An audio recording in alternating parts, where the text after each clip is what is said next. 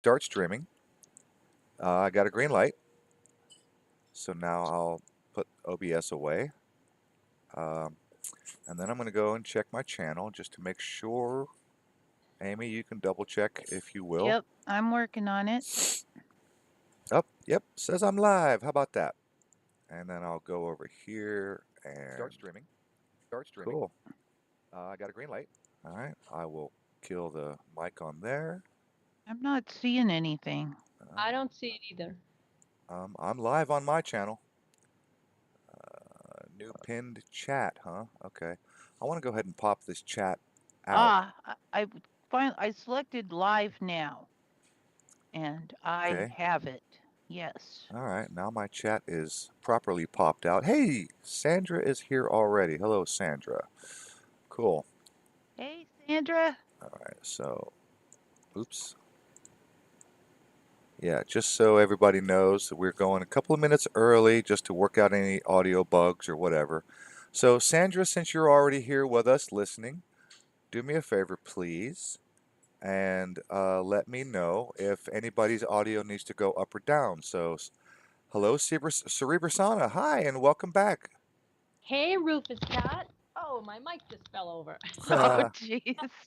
We're off to a great start. Hi, everybody. I'm thrilled to be here with you guys. Thanks so much for the invitation. I don't know if my level's okay. Can everybody hear me? Yeah, you sound good. I don't see the video in the live. I don't see it on your channel. Go to videos and then change it from uploads to live now. Ah, okay. Got it. That'll make it easy.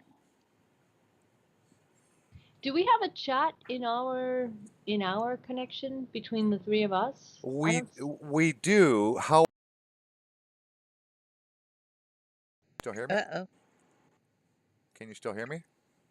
Yes, I can. Okay. Yeah, I can hear you. I've got a little bit of a bad connection with my a USB microphone input, so I have to be careful not to touch it. We do have a private chat in Skype. However, Okay. it's going to show up on screen, so it won't be that private because my OBS is going to broadcast everything that happens on my screen. Okay, well, we won't be doing that then. Yeah. Yeah. Okay, cool. So Zero, you says you can hear us. Does anybody sound too loud, too soft? You guys in the chat right now, please help me out with the audio. Is anybody too loud? Amy, say hi. Cerebra, say hi again. And Hello, hello. Hello, hello. okay, so is anybody too loud? Anybody need to be up or down? Am I too loud? Whatever. And by the way, also, I'm sitting like only a few feet away from my fireplace, which has a blower. And if you can hear, like on my microphone, if you hear the sound of my blower, I can shut that thing off. So let me know if you can hear my blower and let me know if the audio is good, please. I would appreciate feedback. I don't hear it. Either. Yeah, I don't hear it either. You sound fine to me. Hi, Cleo. Hey, Zero. Okay, cool. All right, we're doing all right. Yeah. We have a dozen, hey, according to World what I see. Peas. I haven't seen you in forever, World Peas. Yeah. Future Sight is with us. Good to see you, bro. Okay. Well, I tell you what. Let's see. How about we do this? How about we go ahead and start off with a proper promo? Sounds good to me. Put that stuff away and let's just do this and kick this thing off properly. All right, everybody? Here we go. Sounds good.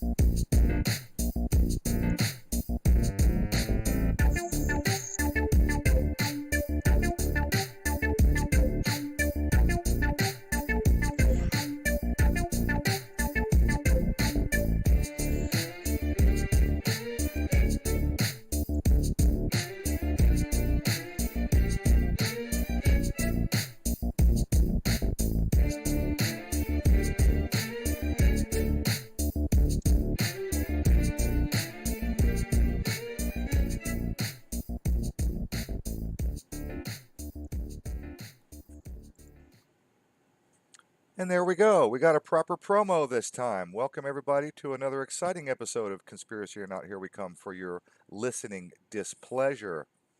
And tonight we are so happy to be rejoined with our very good friend, Cerebra Sana. Hi, Cerebra. How have you been? Hi, Rufus. Hi, Amy. I've been crazed. To be perfectly honest, I've been crazed. And I've missed everybody. And I just want to thank everybody for sticking around. I had sort of a big lull in my videos because of everything that's been going on here. So thank you to all my subs. I really, really appreciate your support. And Aaron and Amy, I'm thrilled to be here with you guys live tonight. Well, And we're certainly thrilled to have you. so, where do we begin? Well, I have a few things that I could share, but I'm going to save it for a couple of minutes. I really just want to kind of catch up with you for the first few minutes. We want to get, news from Paris and news from Europe since you live there in France and Paris. And who better to get insights on what's happening over the pond than you? So, why don't you tell us what's going on with you over there? How have things been? Well, things have been really kind of crazy. I mean, it's essentially what everybody is living sort of on a staggered schedule. You go through these moments where your president, your head of state comes out and says, "Okay, you're not doing very well, so we're going to have to do a 2 week trial of something new, and if you guys behave well, maybe after 2 weeks, we'll reevaluate." And then the 2 weeks go by, and they're like, oh, guys, it's just not helping. It's not working. We're going to have to try something else. We're going to have to tighten the bolt a little bit more. And so we've just gone from insane to insaner to over the top insane. Wow. They made the masks a requirement for the little kids at school, the little kids. And I've been telling people here, because here it's starting at age 6, and I'm like, you guys, in America they're starting at age 2, and they're like, what? Are you kidding me? And yeah, because I know you guys have some of your states. Uh, Granted, you guys have governors and they can make their own rules for their particular state. So it's not exactly like it is over here. We have like prefecture where it's like a region where they can do things at a regional level. But nationwide, we have this mandate now where all the little kids from age 6 have to start wearing a mask at school all Oh, day at school. And yesterday I was walking by a schoolyard. I was going to see somebody and I heard, all these kids playing in the schoolyard and they had these big, tall, sort of gates. And I managed to get up on my tiptoes to be able to see in because you could hear the kids screaming. You know what it sounds like when they're in a playground, right? They're like playing and Right. I was able to get up on my toes and peek in and they all had their masks on. And I was, oh, it's horrible. It's horrible.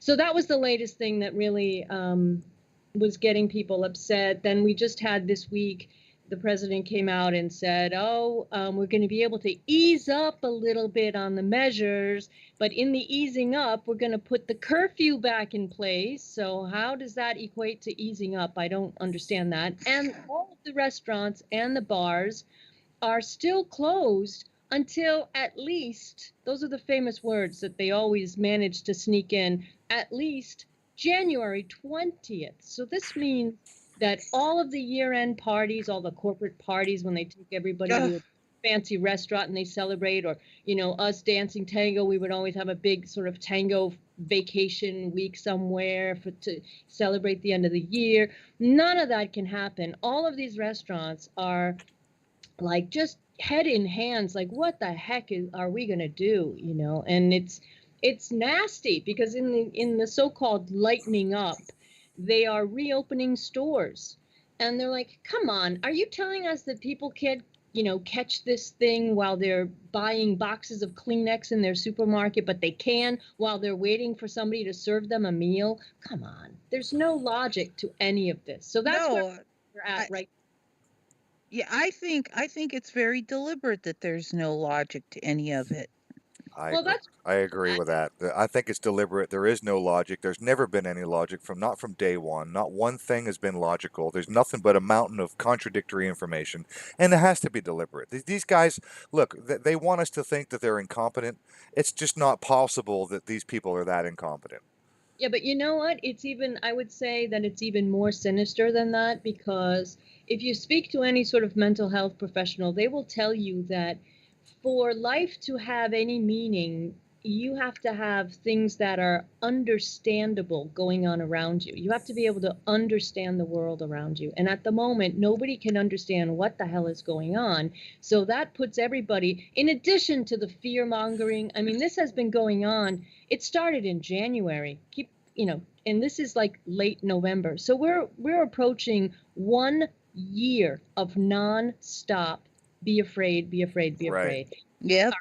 So they have very, very successfully whipped everybody into a state of complete and utter shock.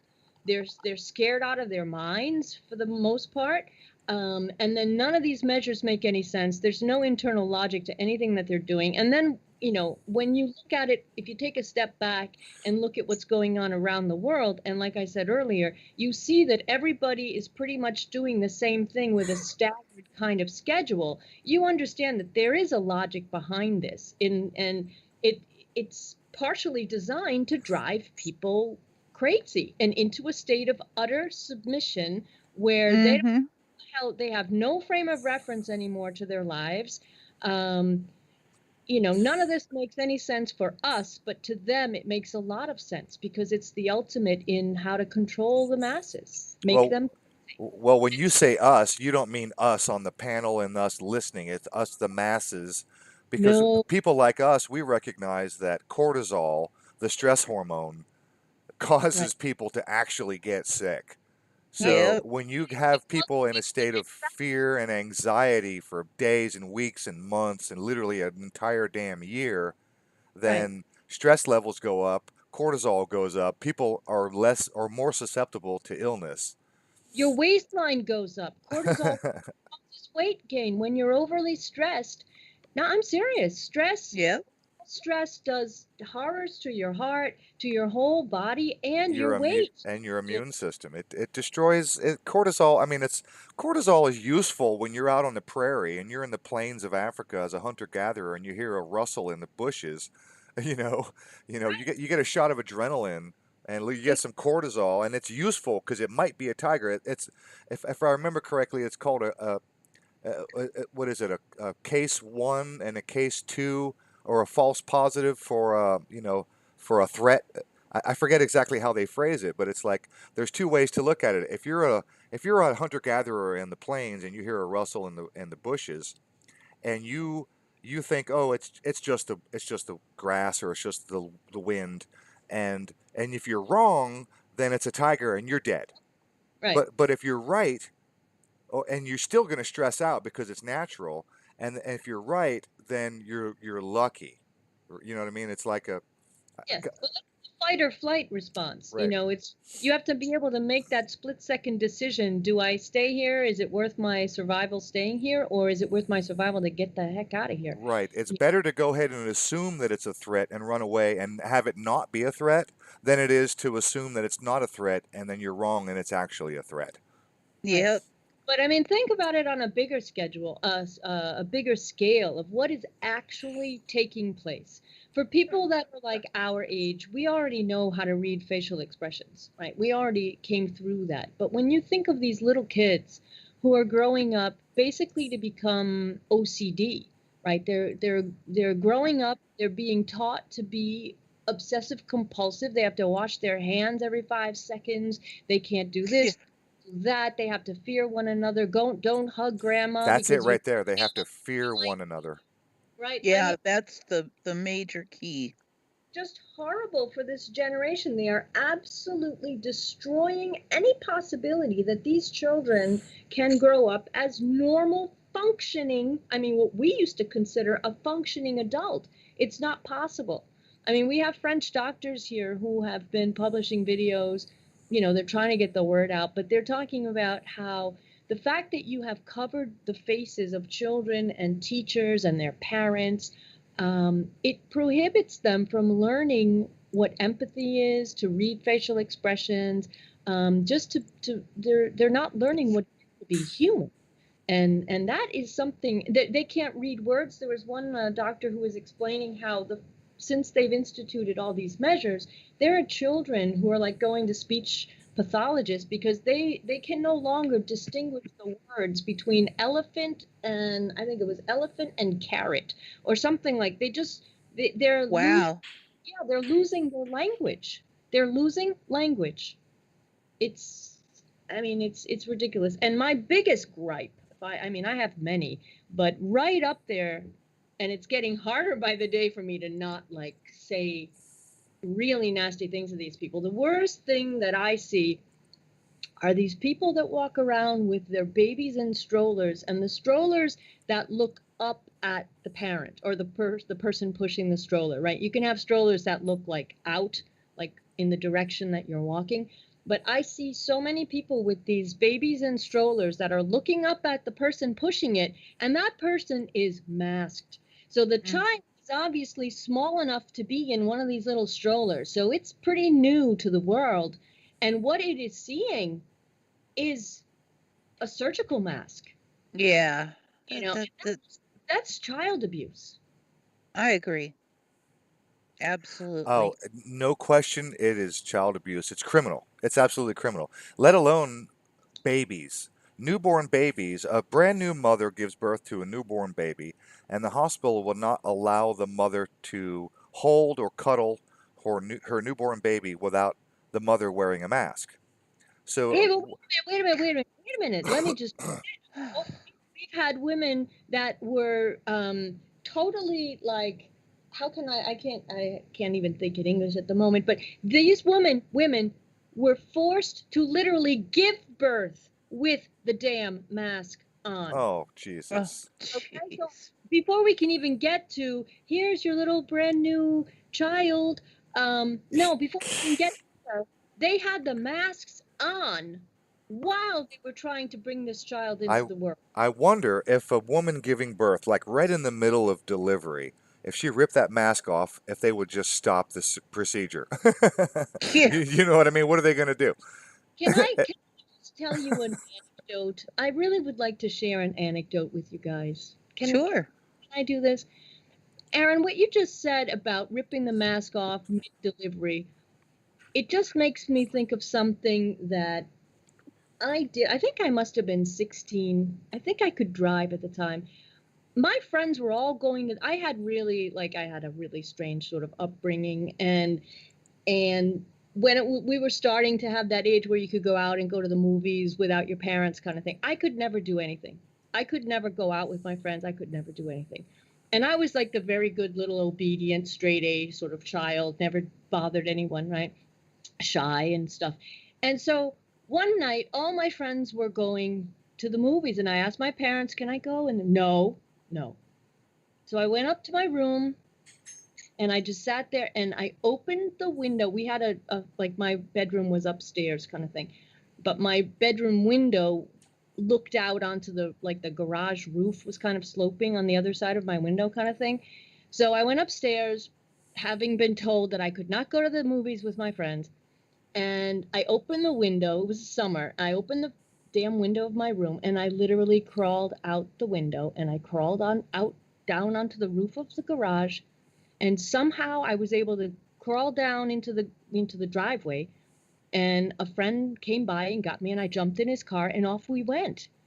And I don't even know what time I came home that night, but my parents never said a word. And from that point on, I was able to go out and there was never any discussion. So it's an anecdote because when, I grew up sort of Italian, and it was, no one would really ever tell you anything directly. My grandfather would say, "I'm going to tell you a little story." And in that story, he was telling you what you needed to learn, but not coming out and saying it. So I'm telling you a little story that what I did when I was 16, I finally realized I needed to stand up and do something for my life that made sense for me, because I was faced with irrational stupidity, and I wanted to go out with my friends, and there was absolutely no reason why I shouldn't. So my little story to anybody listening tonight is, I think we all need to crawl out our bedroom windows and Yes. tell our friends, you guys got to crawl out your damn bedroom window and be done with it. Yep. Yeah, here. So you were a normal teenager. I used to sneak out my window often when I was a teenager and go visit my friends and girlfriends and do all kind of crazy shit and get in trouble in the middle of the night. I mean, I think that's pretty normal. I think if you didn't crawl out your window by the time you were 15 years old, you were something wrong with you. You were abnormal. Well, I didn't climb out my window. My window, if I climbed out it, I would have fallen straight down a full story to the concrete below. Oh, well, fair enough. But I did get very skilled at tiptoeing without making any boards creak to the garage had like a porch or a what do they call them, balcony sort of thing. Anyway, I'd get out there and then I'd crawl down the side because it had these wooden slats that made a nice little ladder, and then I'd take off from there. Guys, I got pulled over tonight. I got pulled over by the Tonight? heavily.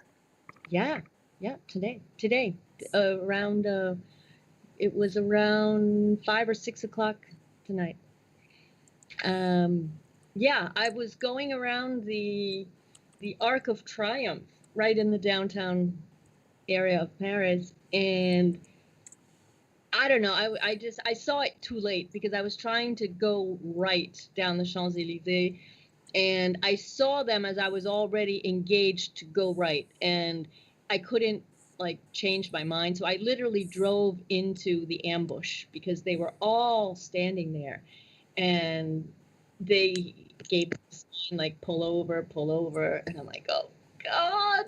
So what is gonna happen to me? And they've got these big, I don't know whether they're FAMAs or whatever it is, but they've got these huge assault weapons on their chest, right? And they're masked, of course. And so I pull over and they're like, turn off your motor and give me your license. Give me your license and your self-signed authorization to be out. And I'm like, well, listen, I said, well, I can give you my license, but I'm a freelancer.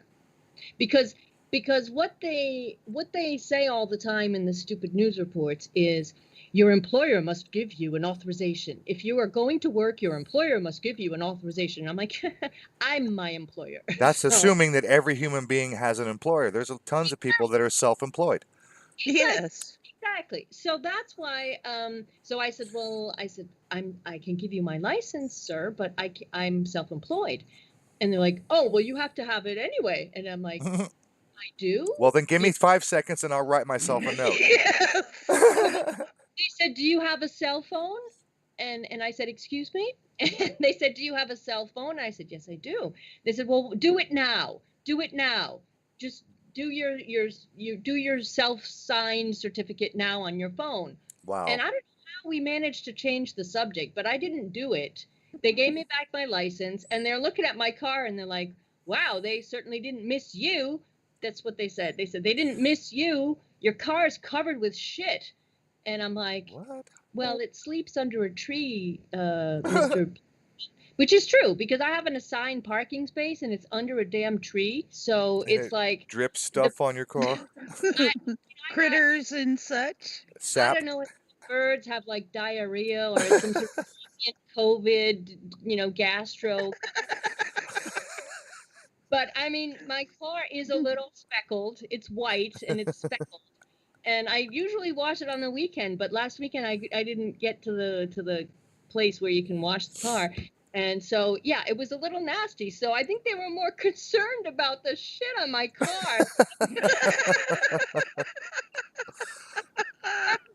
By the shit. And then as I'm driving away, I'm like, man, I should have said to them, well, officers, it's because if someone says I have a shitty car, they wouldn't be that far from the truth. Yeah. But anyway, so I mean, I just kept a low profile, and they didn't find me or anything. And and so I went down the Champs-Élysées, and they were like stationed all along the Champs-Élysées. They were there, and I have to say, this was the first time I'd been stopped, because I'm telling you, I will not write a self-signed certificate. I don't wear a mask. I don't have the paperwork.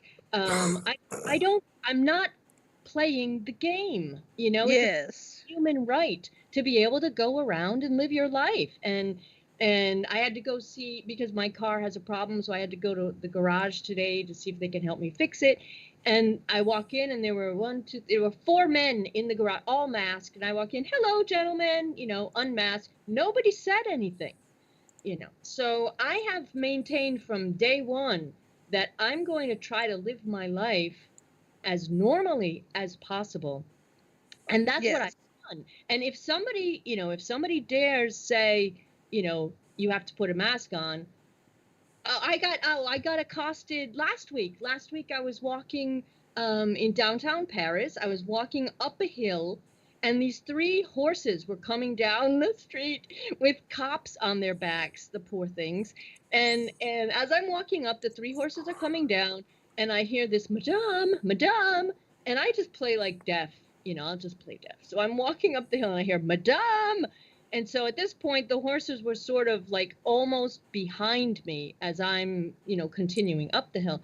And so I did turn around after like the third Madame, and there were three policemen on horseback, and one of them, a woman, says to me, Madame, the mask, the mask.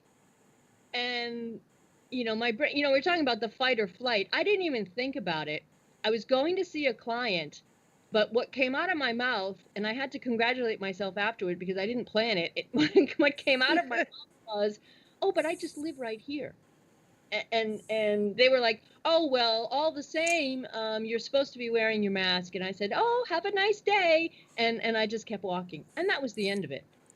So, So so you remember this? You and I spoke a couple of days ago privately, and I told you a story. I'm going to repeat the story if you don't mind, because we got a bunch of people listening, new people and whatnot. Right now, there's almost 40 people watching right now live, which is great, and thank you all the new people joining. And I'm going to tell you a quick story. So, I had my RV.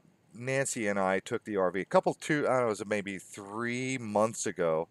We took our RV all the way across country. I'm in Atlanta, and we drove all the way to Colorado to visit a friend of mine. For it was a 10-day trip, and we were there for 4 or 5 days, and it took us 2 or 3 days, 2.5 days to get there, 2.5 back. Um, and I'm in Georgia, which is primarily a red state, so we don't have strict lockdowns. We have a Republican governor, and the stores are not very strict about wearing masks and stuff like that. So I'm very grateful for that. But as I traveled, every time I had to stop to get gas, I would, pull into the gas station, and I would put the nozzle in the RV, and I'd turn it on and click the button so it ran itself, and I would walk into the store just to use the restroom. And it was amazing to me as I traveled through various blue states, which are Democratic states, which are very strict on masks and lockdowns and restrictions and measures or whatever. And in its various places like Oklahoma was really, really bad. New Mexico was actually probably the worst. And at one point when I was in New Mexico, Santa Fe, I think it was Santa Fe, New Mexico, uh, um, uh, n- not Santa Fe. Maybe it was Santa Fe. Nevertheless, I stopped in New Mexico. It was a Chevron station. Now, this part of the world is predominantly, there's a lot of Native American Indian population. And there was this older gentleman who was sitting behind the counter. And when I walked in, the young lady, as soon as I took 2 steps in the door, she's yelling at me. She's going, "You got to have a mask, sir. Sir, you got to have a mask." And I pretty much ignored her. I just walked to the bathroom. And before I got to the bathroom, I heard an older gentleman yell at me, "Sir, sir." He tried to get my attention. So I just went to the bathroom, go to relieve myself, and on my way out, I'm not buying anything. I'm just going to the bathroom, and I'm leaving. I'm in and I'm out. And even though I'm on my way out, I'm headed to the door. the gentleman, he couldn't let it go.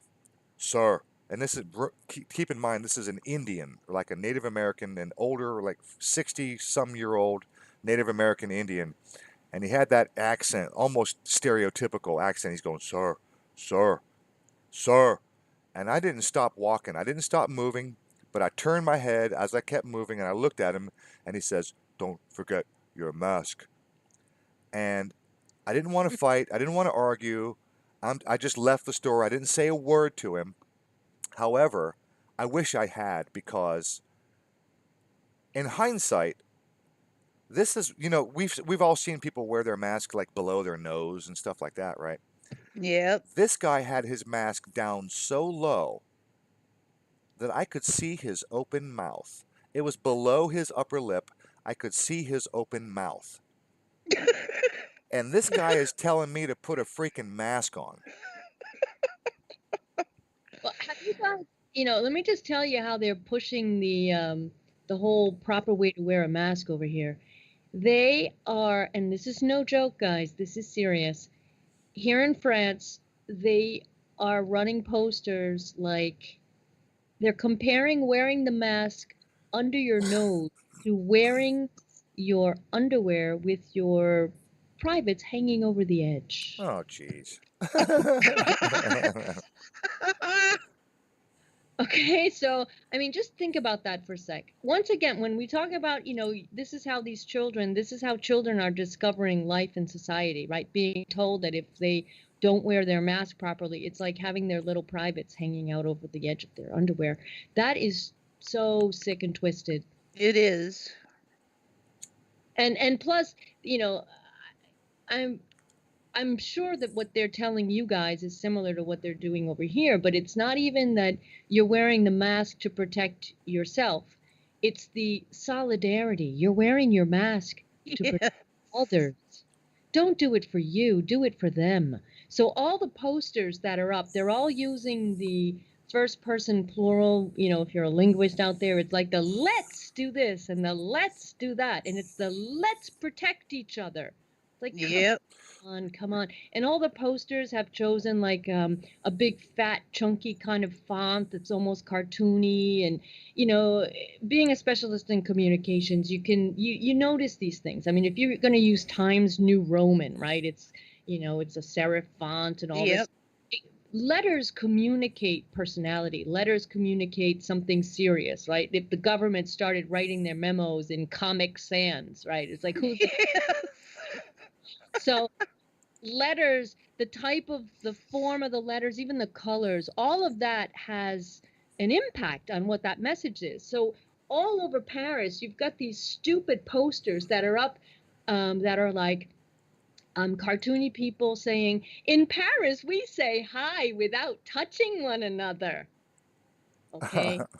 Now, keep in mind, you guys in America, you don't have, I mean, it's Oh, a culture. we know it's a cultural thing. It's a kissy kissy. Well, yeah, but I mean, that's just how it's been for all of time, that you do the little cheek kiss, and depending on the region, sometimes it's one per cheek. I lived in a region for 10 years where it was 2 times per cheek. So it's like check, check, check, check.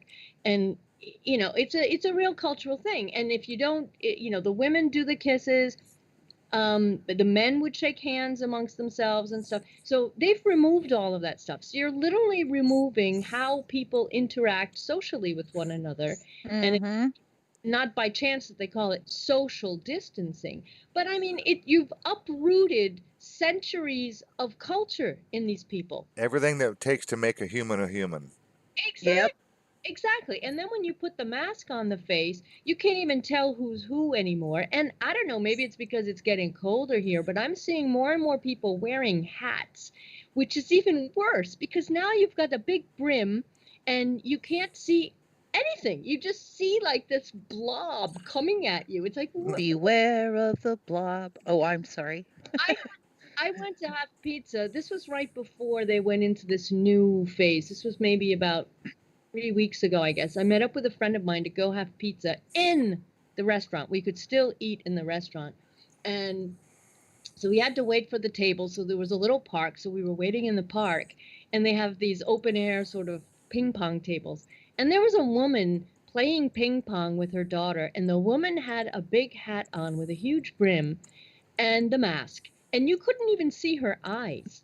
And I discreetly captured a couple of photos. I was able to get a few photos of the thing, but it's just so bizarre that these people are adhering to these rules, which are ridiculous, and B, that we have to be surrounded by these idiots. Excuse my expression, but they are just, I don't know. I don't know. I don't So, want to be. Cerebra, I uploaded a picture, a 20-second video today. I was Yeah, in. You that's did. amazing. You did. That is, of course, I saw it and I sent it off to people immediately. And I went to that website. Did you go to the website? That No, no, I was busy. I just had to go to Home Depot to get some lumber. Let me tell you what it is. It's the official Canadian government website that alerts people to the toxins and all the dangers that are in their products. That is a legitimate government website that lists all of the dangers. So the fact that that is on those masks is just mind blowing. Now in Europe, we have lawsuits that are being filed as we speak, and several have already been filed for the masks. By the way, let me inform you guys. Here in Europe, if you declare a state of emergency, you must declare that to the Secretary General of the Council of Europe.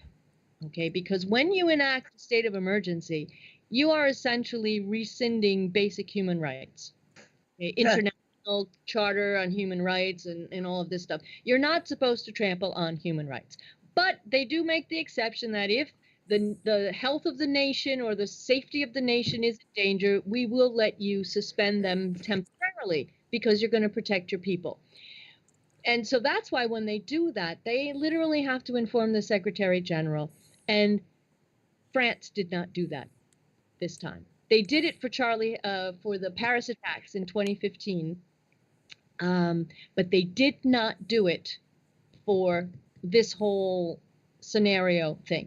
France didn't do it, Italy didn't do it, Germany didn't do it, Belgium didn't do it, Spain didn't. All the major Western European countries, none of them made the official, it's called a notification. No one notified the Secretary General of the Council of Europe that they were enacting a state of emergency. So from a legal standpoint, I know that there are lawyers that are looking into this because that would essentially make all of these ridiculous measures null and void, because they're putting us on house arrest.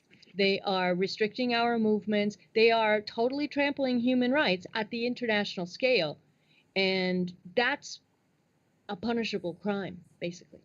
So I know that there have been lawsuits filed for the masks. There's been so I'm Oh, forwarding. there are lawsuits. Or was it Reiner Fulmick has got a big lawsuit in Germany, and Rocco Galati's got a big lawsuit in Canada, all based on the PCR test. I'm very happy to see that happening. And Court of Appeals. Hey, the Court of Appeals of Lisbon last week, the 11th of November. The Court of Appeals in Lisbon, Portugal, deemed that the quarantine measures were illegal because they were based on the PCR test, which is not reliable. they did that in New York. Not, Yeah. I don't know if it had anything to do with the PCR test, but the United States Supreme Court this would literally went out on my television as one of those headline news tickers at the bottom of the screen on the news. Yesterday, they said the United States Supreme Court ruled against Governor Cuomo and his lockdown mandates regarding churches and synagogues. So at least there's that. Right. You know, what they're saying over here at the moment, and again, you have to just listen to the words and let them sink in. This whole phase, I don't know. I know you guys are calling them phase 1, 2, 3. We don't number our phases. They just throw them at us and whatever. But at the moment, we are in a situation where they've decided they're using the term a gauge. Stores have to have a gauge at their front door that says how many people can be allowed in at any one time, and they're doing it by square meters per person. So They tried that here. but listen, Go ahead. Didn't work. Go ahead. they want 4 square meters per person. Jeez. All right, can you imagine one person walking? I mean, there are people that don't have 4 square meters to live in. I mean, we have people here that live in a studio apartment. I think the minimum square footage the square meters is, I think, 9 square meters is like the minimal surface area for it to be considered an apartment or something like that. But can you just imagine that wherever you go, these stores have to be like running around you with a tape measure to make sure square meters Excuse me, we got to make sure you're not 2 inches too close, man. They You got to they fix that. they tried that here. Home Depot. I forget when it was. It was sometime around April or May. Uh, they sell the tape measures. They sell yeah, well, Home Depot had that. They actually had employees at the entrance and the exit with their little iPads, and their iPads were connected. They were Wi-Fi connected to each other. So when you left the store, the person at the exit of the store would click, -1. And then the right. person at the entrance would allow someone in the store. And there was a damn line, especially on Saturdays, to get in the store. There was a line of 20 or so people to get in the Right. store. We And went through that phase where the people were lining up in front of the stores and they had to have like 1 meter. That was another thing I wanted to mention to you guys. Culturally in Europe, people stand closer together. Things are smaller. So here in Europe, we're more at ease with being close to one another. But in America, you have like, you guys have washing machines that are as big as our garages. I mean, I went back to America. I don't know. I've been to Italy. You're not joking. I've seen it. I know. I went to America I think the last time I went to America was around like 2010 or something like that. And I saw somebody's washing machine and I was like, wow, that is big. And that's the dryer. Wow, that is huge. Like all my references are just like, well, anyway, I only bring that up because when they instituted this ridiculous social distancing, you guys have to have 2 meters. 6 feet is about 2 meters. Yeah. But over here, we have only 1 meter for our social distancing because 1 meter for Europeans to stand like 3 feet apart, that's huge for us, right? Because when you're waiting online to pay your groceries or something like that, you literally are like, a couple of noses away from the person in front of you. You're like, you're not touching them, but I mean, you're just You're like breathing on each other. it's just like Pretty much. You definitely never would have 3 feet of distance between you. So You don't hardly have 3 feet of driving space no, on the course. roads. If I may just inject, regarding that, we now have all these huge SUV ridiculous vehicles that can't even make the little bend in the streets that are so small. You know what I mean? Like they managed to sell Europeans tank-like vehicles, which I've never been able to understand why the Europeans went for that. But anyway, so to get back to the social distancing, have you seen the social distancing signs where they try to tell people in Russia, they put up the sign with like 6 feet from one another is you must keep 1 bear's distance between you. And there's like the Oh my 2 God, people 1 in a bear's bear distance. and then you have in Australia, social distancing. You must keep 1 adult kangaroo between you. Oh, geez. Okay? This One is adult, not a baby kangaroo, an adult kangaroo. And then I saw one from Montana. They have like the Montana fisheries, and the Montana fisheries are telling you that you must keep 4 trout between you. Oh, Jesus Christ. I'm not making it up, man. You can go to the Montana fisheries and in Canada, not to forget our friends in Canada, what do you think the Canadians are telling their people to do? The Moose. 6 beavers. No, a caribou. 1 caribou. And then if you read the fine print at the bottom, because you've got person, caribou, person is the image on the poster, right? But if you read the fine print at the bottom, it says, never get this close to a caribou. Always maintain at least 300 meters from any large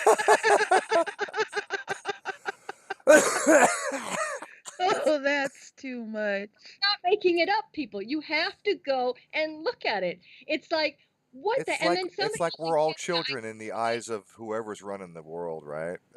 I keep saying to myself, somewhere there is a bunker with a beautiful view, a conference room with a beautiful view in their bunker, and these idiots are smoking cigars and high-fiving one another, looking out their windows going, I can't believe these people are falling for this bull. Exactly.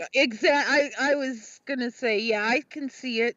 Absolutely. Sign, somebody sent me a sign. They're in Canada, and it's like, check this out. It's a parking lot, and it's like a tic-tac-toe kind of board, with like dotted lines, like a tic-tac-toe board with dotted lines, and it's like car space car space car. It's like, don't park your cars next to one another. Social distancing applies in the parking lot as well. Come. Oh God. Then somebody called me from their car. They were driving through downtown Boston in Massachusetts, two friends of mine, and they're like, "You're not going to believe what we just saw." I'm like, "Just try me." And they're like, I looked at my buddy and I'm like, "Did you see that?" And he's like, "Yeah, I saw that." They're flat, those flashing signs that they put up like on highways and roads and stuff. It said, "Maintain social distancing at the red lights between the cars." Like if you're, driving, you come up to the red light, don't go right up next to the car. God forbid. Oh, You have Jesus. to socially vehicular distancing. So, can you see what I'm showing on my screen right now? Yeah. I Uh, see a photograph. Yeah. this is Number. a World Health Organization influenza laboratory surveillance information. Mm-hmm. Um, Yeah, right. d- And the flip disappeared. yeah, down here on the very bottom left where my mouse is wiggling, 2019 stops right here. So this is the end of 2019 and the beginning of 2020 when the influenza season begins, and it peaks up here and it drops down. Can you move it up? Can you move it up? We don't see Yeah. the bottom. Oh, up, up, up. We'll push the thing up. There you go. Got it. Got it. Got it. There we go. So, Perfect. Thank you. these are numbered by weeks, and right here where my mouse is bouncing near the left is the beginning of 2020. So the season is January, the first week of January. We have the peak of the flu season, and then it drops down here roughly about the 14th, maybe 15th of the week of 2020. And as you can see, there is no more flu in 2020. No flu whatsoever. That is insane. That's an insane graph. But Well, they flipped everything. I mean, they just, this is another reason why whenever you hear people talking about, oh, the virus this, the virus that, as if they're believing it, it's like they just have missed the entire point of what they have done with this operation. I mean, yes. the totally contrived thing that they managed to put in place. And people just don't see the big picture. Like you show them this and they'll probably start scratching their head, but they still won't get it because they've been convinced that there is something out there. Yes. I mean, I don't know. I mean, not to say, because of what we do, we know how to spot the signs. And I know you people know what I'm talking about because we know how these things work. And I remember distinctly around January, I think it was like January 2nd, you're basically getting over New Year's, and they were instantly throwing something fearful at us. And I thought, well, the New Year's off to a great start. It was like, wow, that was suspicious. Like you're still in the throes of, wow, that was a great party we had last night, and all of a sudden, wham, strange new virus, people dying mysteriously. I'm like, well, that sounds bizarre. And with each day, subsequent day, the week, then they started with, it's spreading and it's this, and I started thinking, yeah, no, I smell a rat here. There's something strange going on. Mm-hmm. And I just sensed right from the get-go that this was bizarre. And I wasn't paying much attention because I would go out dancing, and whenever I'd be out in the car is when I would put on the radio for 15 minutes just to catch the news at that stage. I wasn't following anything. But those little snippets were enough for me to say, yeah, I sense an operation in, a PSYOP in the works.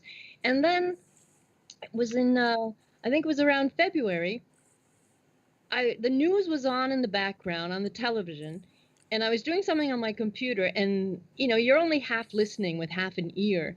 And I heard the prime minister at the time, who was Edouard Philippe. I heard him say distanciation sociale. And it stopped me dead in my tracks. And I just picked up my head. I looked at the television. I'm like, what did he just say? Distanciation sociale is literally a word for word translation of social distancing, which nobody would ever say in French. Never. And so, since I was in front of my computer, I just typed in social distancing, which was what I thought would be the translation of distanciation sociale. And I ended up on immediately the CDC website. And I'm like, bingo. So I knew right then that they were translating, that they were getting stuff that they were just translating, poorly translating into French. And from that point on, I just started doing all my research. I launched into research mode, and then they were putting us in lockdown shortly thereafter. So I have just been on this since the very beginning, just saving everything I could possibly get. I got a video, one of the first videos I made on this was my parody, which I was damn proud of, by the way, that got wiped. YouTube wiped it. So because this was back at the beginning. I don't know if you guys remembered, it was hashtag film your hospital. Oh, right? yeah. Because Yep. hospitals are overflowing, and we don't have enough beds. People are dying, they don't even make it to the hospital. They're dying on the way here. And it was just a nightmare scenario, except that there was nobody at the hospitals.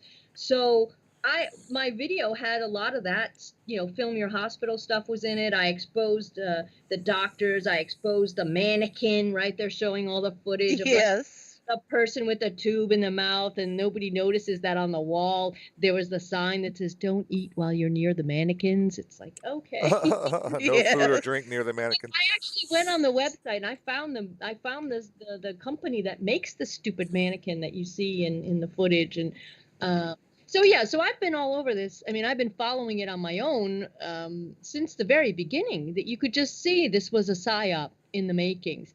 And I'll just give you a sneak peek. I've got I haven't made the video yet, but I've downloaded the very first study that was done in France of the very first cases in France. They were in the Alps. And when you read the study, I was reading it going, come on, guys, really? Because when you read the study, and it's a scientific paper, right? They explain, everything they did, and how they were able to identify the cases and do the contact tracing. It's these people that were in a chalet for a ski vacation. This was last winter in January. And they're British people, one of whom has come back from Singapore after having attended some sort of conference, and he just happens to find himself in the same chalet with all of these different people, including a family with 3 children, one of whom has the 19 and has been to 3 schools during this vacation period. So somebody, first of all, needs to explain to me, why is this child making the rounds of 3 different schools while on a ski vacation? Try to understand that. That makes no sense. Okay, but it's important because in the study, when they're going to go and try to retrace the steps of all these people, right? They called everybody in those 3 schools, and they freaked out everybody that was related to the children that were in those 3 schools. Okay, and I bet. when you read the study, out of the children of this one family, only one of the kids actually was tested positive for the 19, but they all had the flu at the same time. Okay, and the symptoms that were being noted and everything was like muscle aches and pain. Yes, and it even says in the study, muscle aches and pains, perhaps from the physical activity of skiing. Oh, do you think they might be tough? Do you think they might have some Charlie horses from skiing? I mean, you just read this study and you're like, and this is how this whole thing got started? Are you kidding me? So I haven't made my video yet, but I've downloaded this, and I just think it's so flagrantly contrived. Well, I was telling you when we spoke privately about a YouTube channel called Carl Vernon. Yes. And this is a UK guy. He must be in his mid to late 30s, maybe early 40s guy. Really, really sharp individual. And he's got like 50,000 subscribers. And he today, I'm going to have to share this with you. Right now, I'm going to page 39 because I really want this out there. And as soon as I get to it, I'll stop. But today, Carl Vernon highlighted an article that, and I don't know if they're doing this in the rest of wider Europe, but in the UK, they're talking about long COVID, right? So after you get it and get over it, you have these lingering symptoms and stuff like brain fog and all kind of other creepy, weird symptoms. Today, there was an article that he highlighted talking about tooth decay, tooth loss. Unexpected sudden tooth loss is a symptom of long COVID. And he made some interesting observations. It's like, oh, well, number one, you don't think it has anything to do with people not being able to get to the dentist. And, and the thing I was thinking of was I've already heard of dentists today talking about what they call mask mouth. And that's because if you wear your mask all day long, you're inhaling your own breath. Your mask gets contaminated with your spittle, your spit droplets that are contaminated with all kinds of different bacteria like Legionnaire's disease and Staphylococcus, Streptococcus, and viral bacterial pneumonia. And there is a thing that dentists have deemed what they call mask mouth, where you have inflamed gums. Yeah. Hmm. Disgusting. So Well, I'm go I'm ahead. I'm almost here.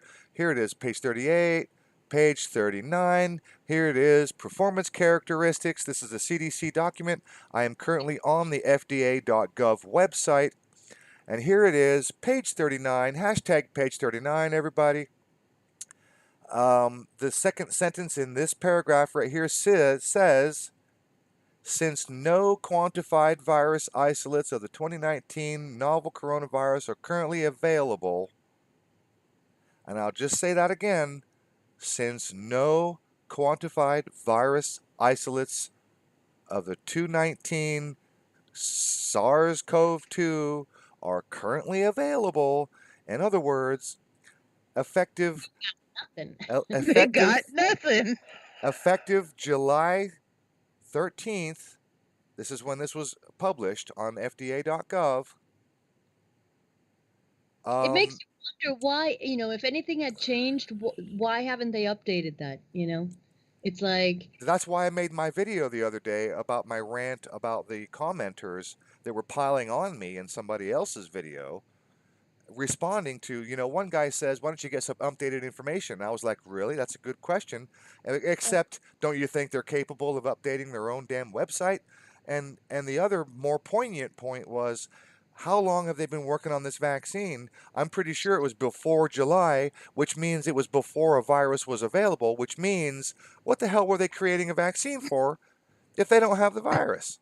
Well, there's what? papers from January where they are already talking about they had the virus. They made progress on the vaccine, sorry, in January. I just downloaded something today to that effect from Wuhan. They had already isolated the stupid thing and they were on their way to finding a vaccine for it in January.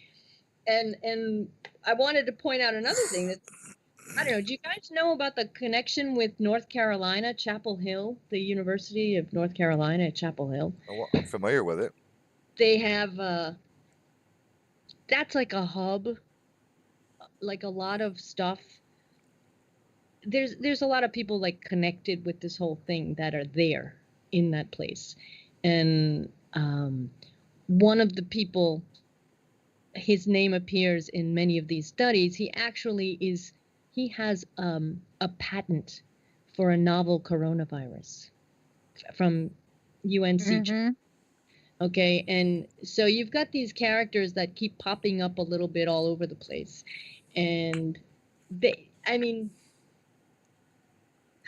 it's just so not about what they're telling us, is what I'm trying to say. Yes. You know, like the fact that they've isolated it, not isolated it. Oh, we've already got the vaccine. It's January, right? We don't even, it's brand new. No one's ever seen this thing before, but fear not.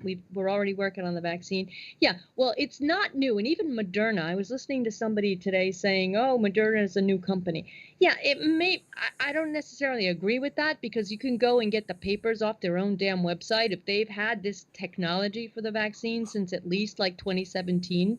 So, it's almost as though they had all their little duck, you know, all the little Yeah, eggs in an incubator, and somebody just turned up the heat and said, "Okay, it's time for everybody to hatch." And it's like, right. ding, Yep. ding, and it's like everything has just now been released, and they put the thing into overdrive. But you know, they were just waiting for the right. Well, I say they were also waiting for the right year. These characters seem to be very much into things like numerology, gematria, astrology, and that kind of thing. Hey, listen, you know, the restaurants, if you read the restaurants, if they're allowed to open, they can open with 33% capacity. See, not kidding. I am not kidding. Like, why don't you just say 30% or 25%? But no, Yeah.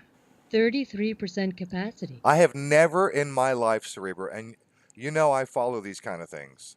And Fellow Man is in the chat right now. Fellow Man will attest to this, and he's been following this as well. Never in my life have I ever seen so many 33s attached to any particular story. The number of 33s that I have seen, I should have documented from the beginning. There must be hundreds and hundreds and hundreds. I have seen so many. Felomon is going to pipe up in the side chat any second now. He's going to confirm what I'm saying because I know he's Pete, following this as well. Pete, 33s are so ubiquitous. I am blown away. It's every other day there's a new 33 somewhere associated with this. I've got screenshots of my TV during the news coverage, and they were talking about cases and deaths and everything, and there were 33s all over the place. I have the picture of it.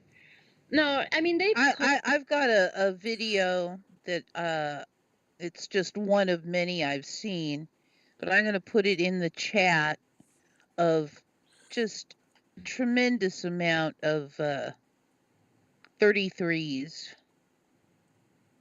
So, you know, I mean, and there are more. There are lots more. And yeah, the thing about this year being 2020, if you know anything about your numerology, you know that you drop out the zeros, so you have a 22, and 22 is the master builder number.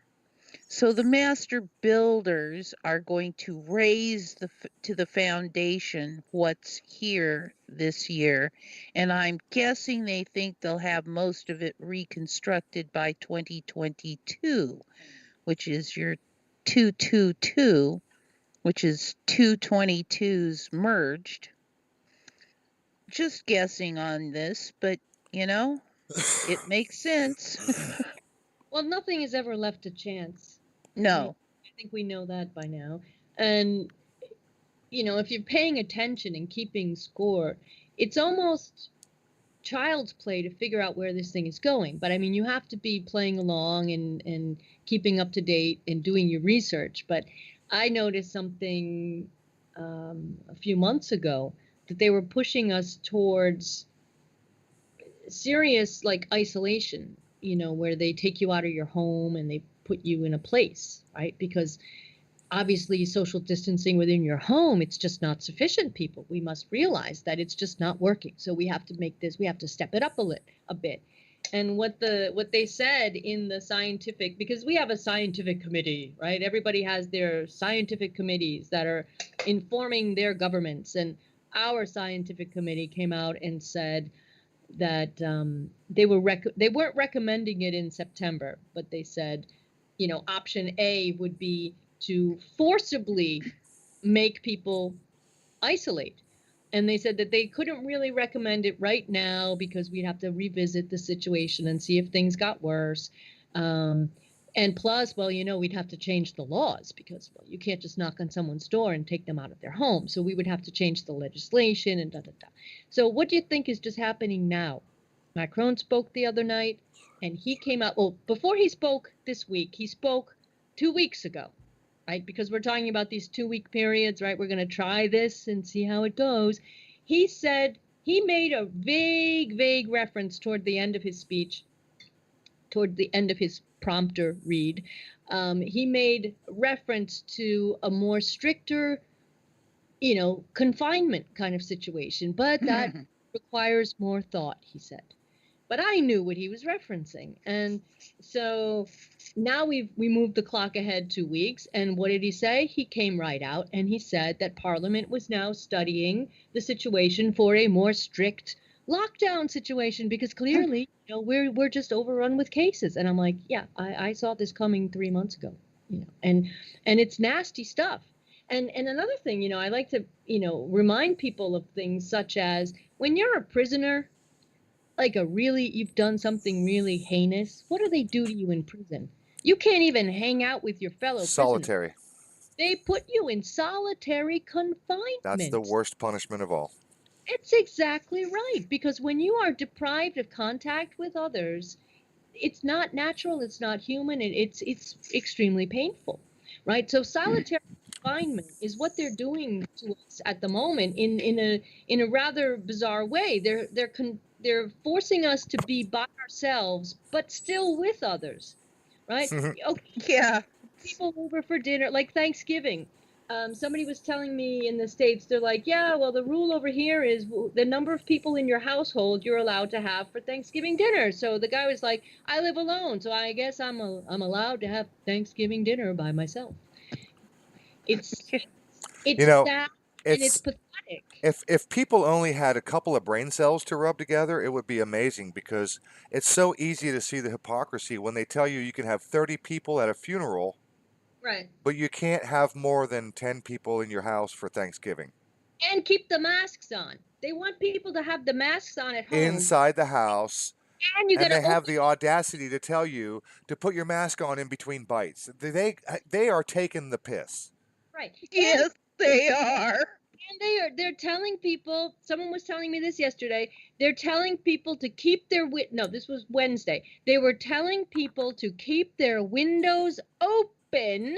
And people were fearing that their heating bills might be higher than normal because if you keep your damn windows open in the winter, your heat's gonna go up, right? So you're gonna have people, catching colds from the draft. Oh my God, it must be the 19th. And they had the nerve to tell you to put Grandpa near the window. Right. No, I mean it's just so, it makes so there's nothing that makes sense in any of this. And the fact that these people are going along with it is just like I keep saying. It's a testament to the brain dead, brainwashing, absolute, unbelievable acquiescence to authority without question. Yeah. Yes. Aaron, when we were doing our private chat, I told you I was reading this book from 1957 at the moment. And it's called The Hidden Persuaders. You can find the PDF on the web, super easy. And I found this book because I was rewatching a BBC series from a good few years ago. I forget when exactly. I think it came out like in 2002, if I'm not mistaken. It's called The Century of the Self. It's 4 hours. It's 4 times 1 hour. And it just traces from 1900 to 2000 the evolution of society and how we've been manipulated by a few select people like Edward Bernays.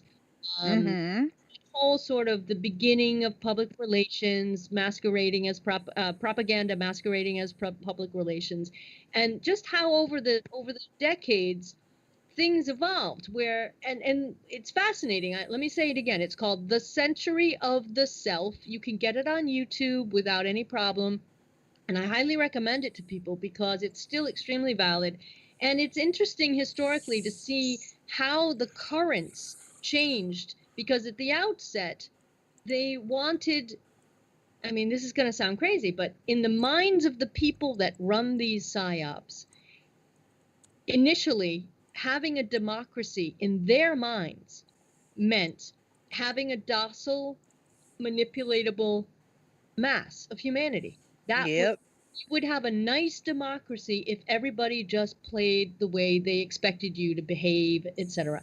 So they did everything from a communications point of view to make people sort of conform to a norm, okay? And that eventually morphed into, well, we need to let people feel that they are actually expressing their own individualism. But it's all done by design. And one of the case examples, they don't mention it in this particular series, but having worked in the industry, I can tell you that one of the case examples of this was the Swatch watch. Do you remember the Swatch watch? Yep. Yep. 80s? Yep. It was like before, you just had a wristwatch and that was the end of it. You know, do you want a black band? Do you want a blue? You know, that was pretty much it. But the Swatch watch became like one of the first things that people could have on them that they could change to suit their personality, kind of Right. things. Right. So they, little by little, they would change tack. And it went from having, you know, a completely docile population to letting them think they could express their personality. But the choices they're given were always Control. manufactured. Right. Control, exactly. So, and one of the funny things, not funny, one of the interesting things that comes out of from the research was that they would do focus groups. This was before they were called focus groups, but in essence, they would bring people together, like because you've got Freud and Bernays, you know, the whole sort of psychoanalyst, psychoanalysis kind of thing, where you put the person down and let them stream of conscious, let them figure out their problems. They said, oh, what if we did that for products? So that's how, you know, the whole concept of focus groups came out of the process of psychoanalysis, where they would bring, you know, like housewives together and, you know, what do you, Yeah. you know, all that kind of stuff. Sure. And what they found was that when people would do the focus groups and say, yes, I would definitely be interested in buying this product, they were like, oh, cool. Okay, let's run with it. And the product would eventually come out and be available, and nobody was buying it. And they were like, what is going on? You know, so they had to sort of reevaluate, because people will think they want something, but then deep down inside, something else is driving that motivation to not adopt whatever it is.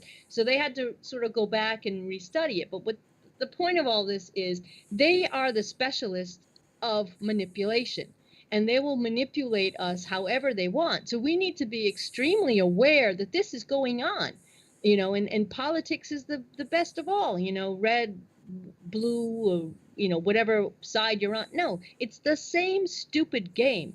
And sorry if this is turning into a little rant, but just look at what's going on with the elections, right? Think back to 2004, the 2000 election, 2004 election, back when it was the Republicans that were stealing, you know, like it was the Republicans that were manipulating elections, right? Those evil Republicans. And now it's like it's the Democrats that are stealing the elections. The point is, they always steal the elections. It's just a matter of who got the coin toss this time. Right.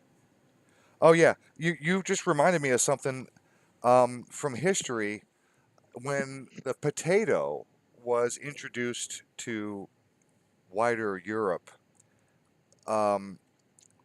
Nobody was really interested in potatoes, and so one of the ways that they introduced, or one of the ways they sort of cunningly convinced the public to be interested in potatoes, was they had this crop, and what they did was they posted guards at the gates of this garden that they had of potatoes.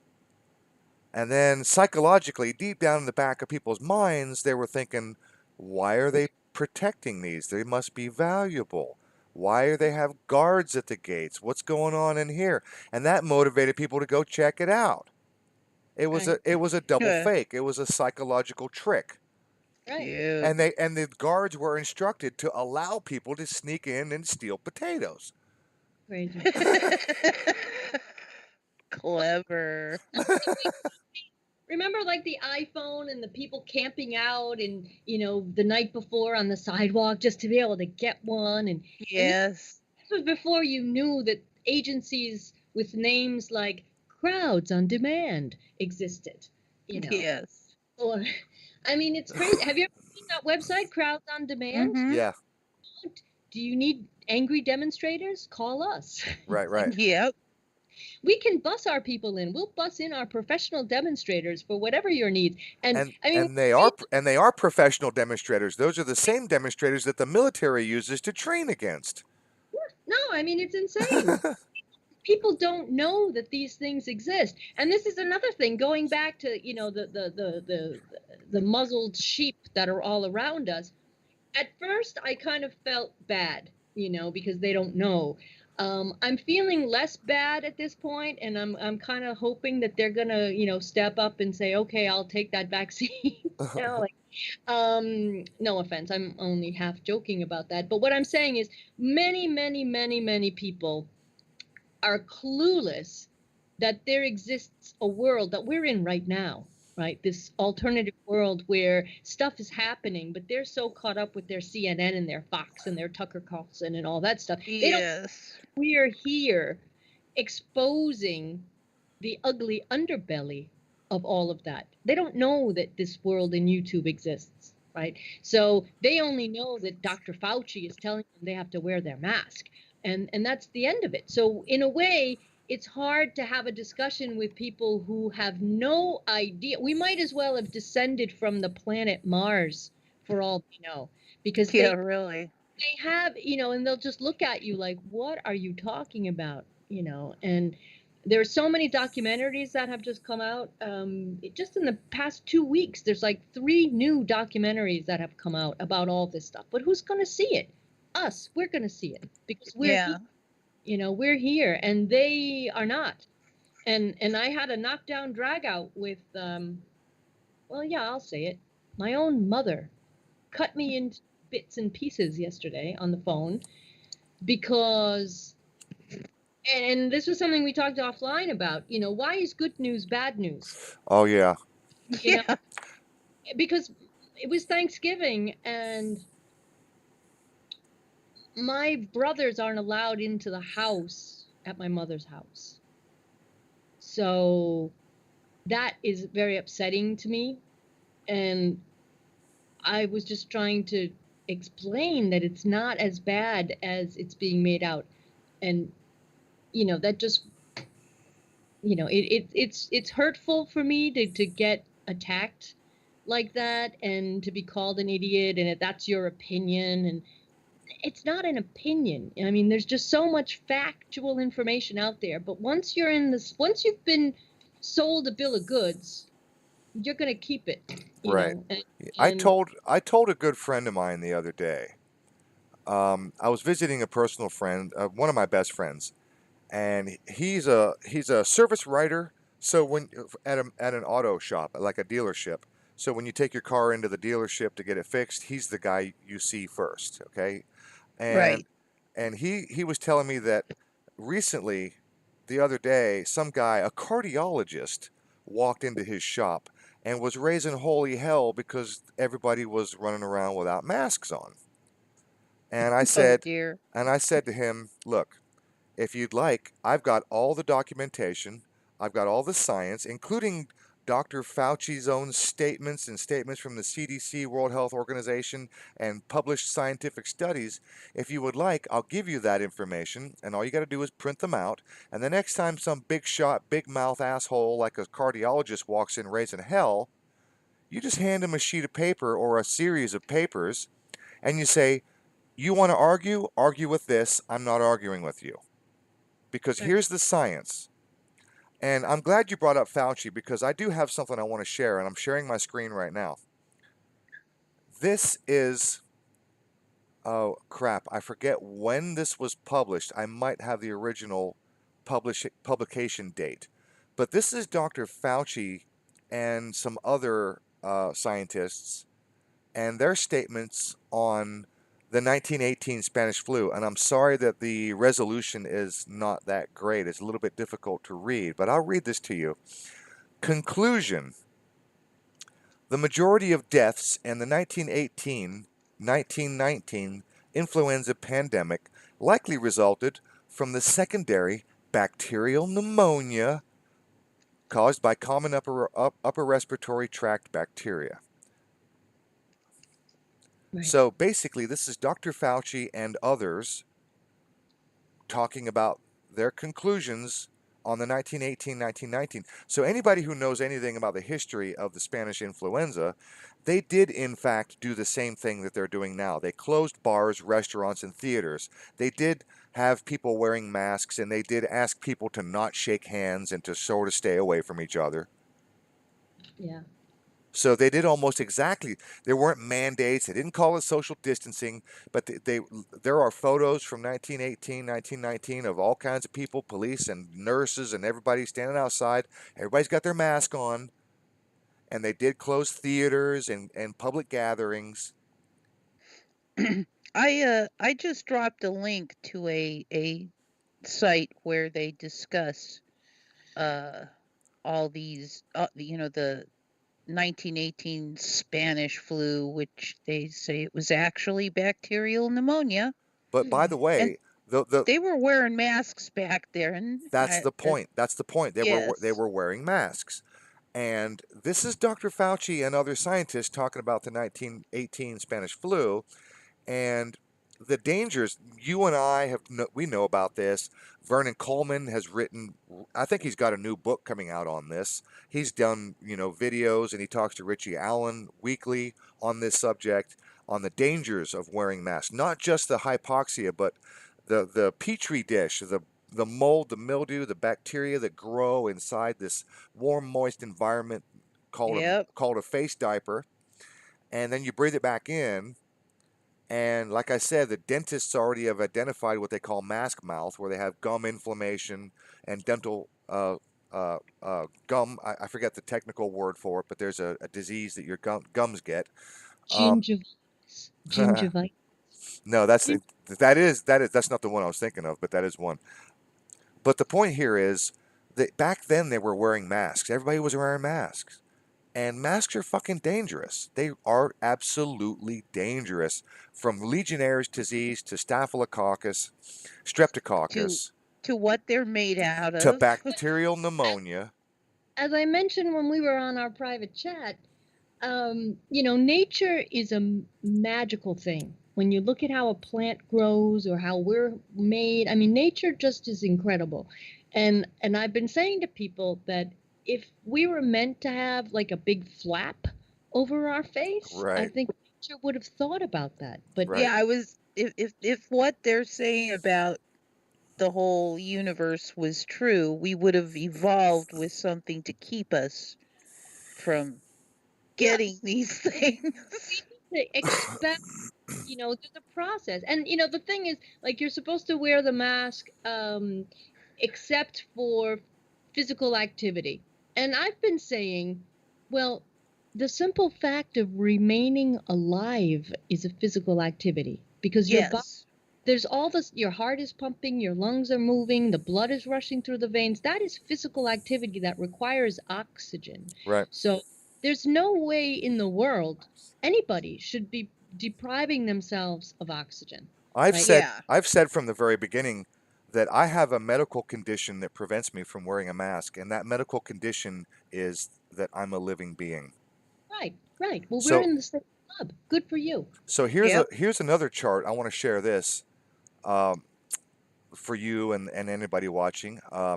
This data comes from ourworlddata.org coronavirus.ccby. This is the European data from the European CDC situation update worldwide. Source official data by Our World in Data European CDC. This is cumulative COVID-19 tests, confirmed cases and deaths per million people, United States. The confirmed counts shown here are lower than the total counts. The main reason for this is limited testing and challenges in the attribution of the cause of death. So at the very top line it says 500,000. So keep in mind this is per million people. So the green line shows cumulative tests per million. So basically what they're saying here is 1 in 2. So 500,000 per million tests. And you see the green line shoots right up off the screen. Now you look down here on the bottom in the red line, it says confirmed cases per million. And look at how low that line is. And then look below that. this is not the line of the graph, or this is not the bottom line of the graph. It's actually a line on the graph. The black line here says confirmed deaths per million. This is the black line right here where my mouse is. And it is a flat line. In other words, Yep. 0. Pretty much. Yep. That's insane. Well, you know all the Oh, numbers. I mean, if you watch my videos, I did a huge video on the Johns Hopkins map. You know, that big red ugly map with all Yeah, the. yeah. Oh, the death map.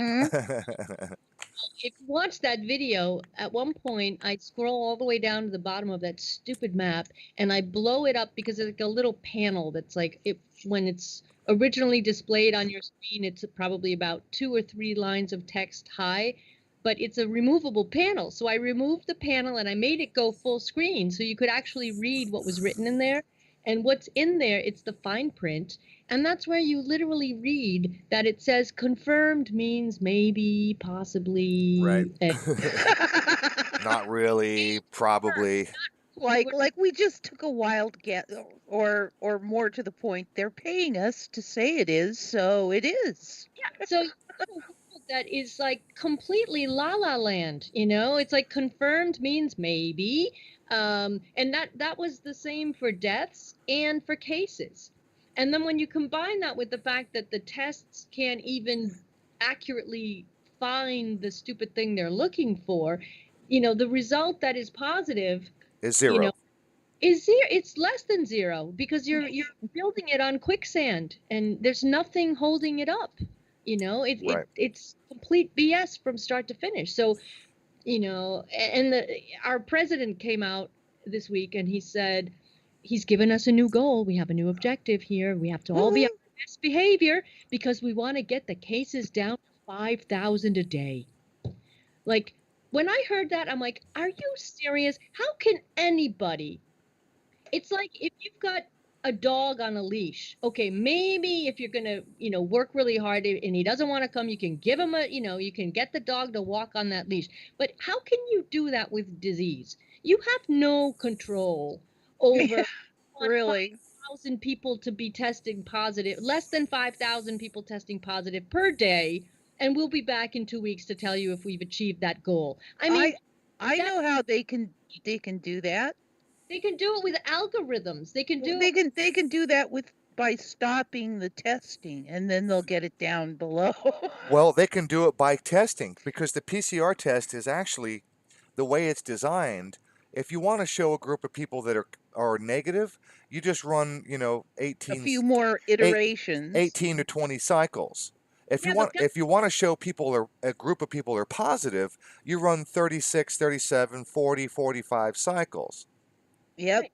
But there isn't just one kind of PCR test, though. I mean, the WHO, they have they published a list of the different protocols, the different labs. I think there's like it's like an 80-page document where they list the tests that are out there being used, and one of them is from the Pasteur Institute in Paris, and they put, I don't know if you guys know how the tests work, but they use probes and primers. Okay, you have to program your PCR test. It's like if you're gonna go try to find that bank robber, you know, was he blonde? Did he have black hair? Is he fat? Is he tall? Is he, you know, was he wearing a jacket or a t-shirt? You have to get all of that kind of information so that you can begin to look for somebody that kind of looks like the guy that robbed the bank, right? So if we use that analysis here, you have to tell the PCR process to go look for something.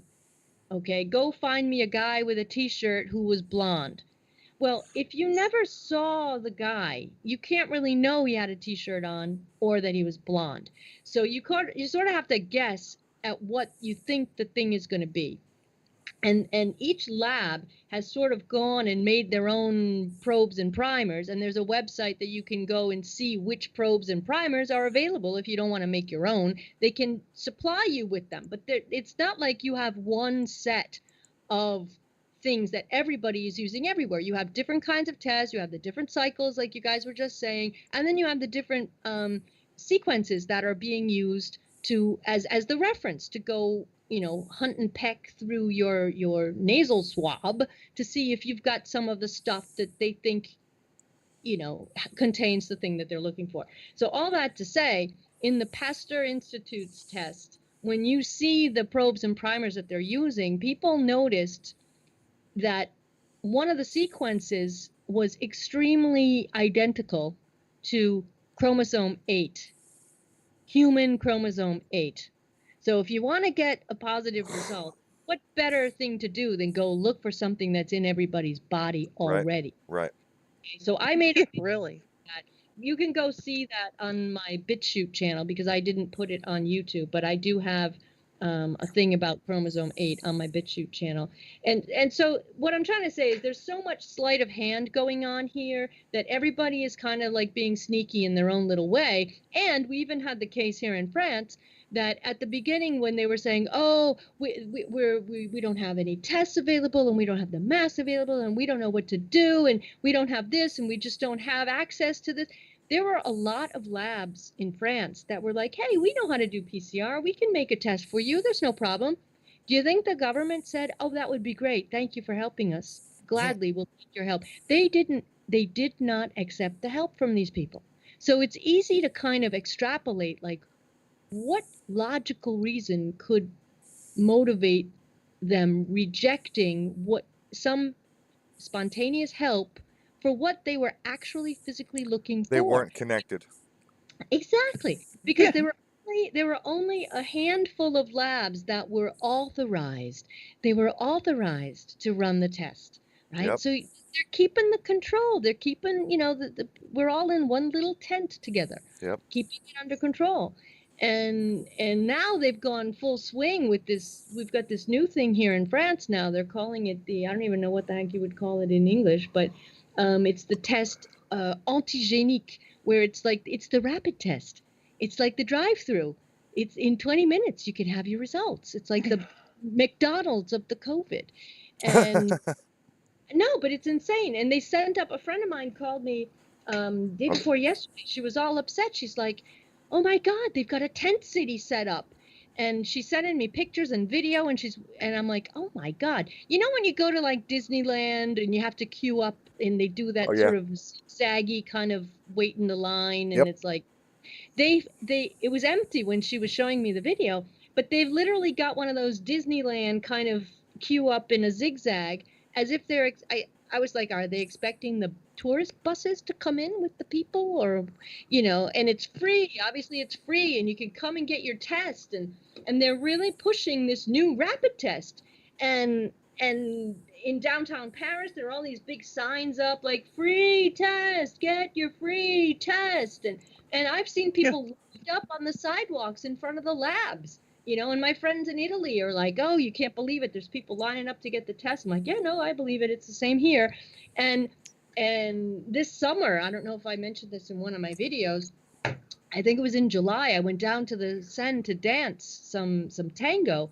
And I was handing out the flyers that said that this whole thing was bullshit, and that you couldn't be fined for not wearing a mask because it was illegal. They wrote the laws wrong, basically. They wrote the stupid decrees wrong. And so the loopholes, so I was distributing the information saying that there were loopholes and all this stuff. And so I handed it to, one guy came up to me and he asked me to dance and he had his mask on. And I said, do you need to keep the mask on and while we dance? And he said, yes.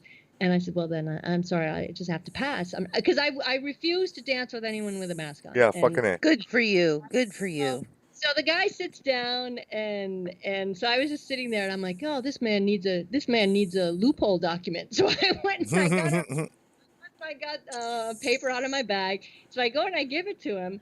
And I was sitting actually up there, like little risers by the set. So I was actually sitting on the riser above and behind him, so I could see him reading the document that I had just given him with his mask on, obviously. And so he sort of turns around and he hands it up back to me, and he's like, I don't need this. I'm a doctor. And I said, oh, really? Oh, jeez. So he comes up to my level of the riser and he sits down beside me, and I said, so you're a doctor? And he's like, yes, I am. I don't need this because, well, this is a very serious problem. I work in, he told me the hospital he worked in, and he's like, I'm telling you, I'm I'm overrun with patients. And I said, really? And my question was precisely this.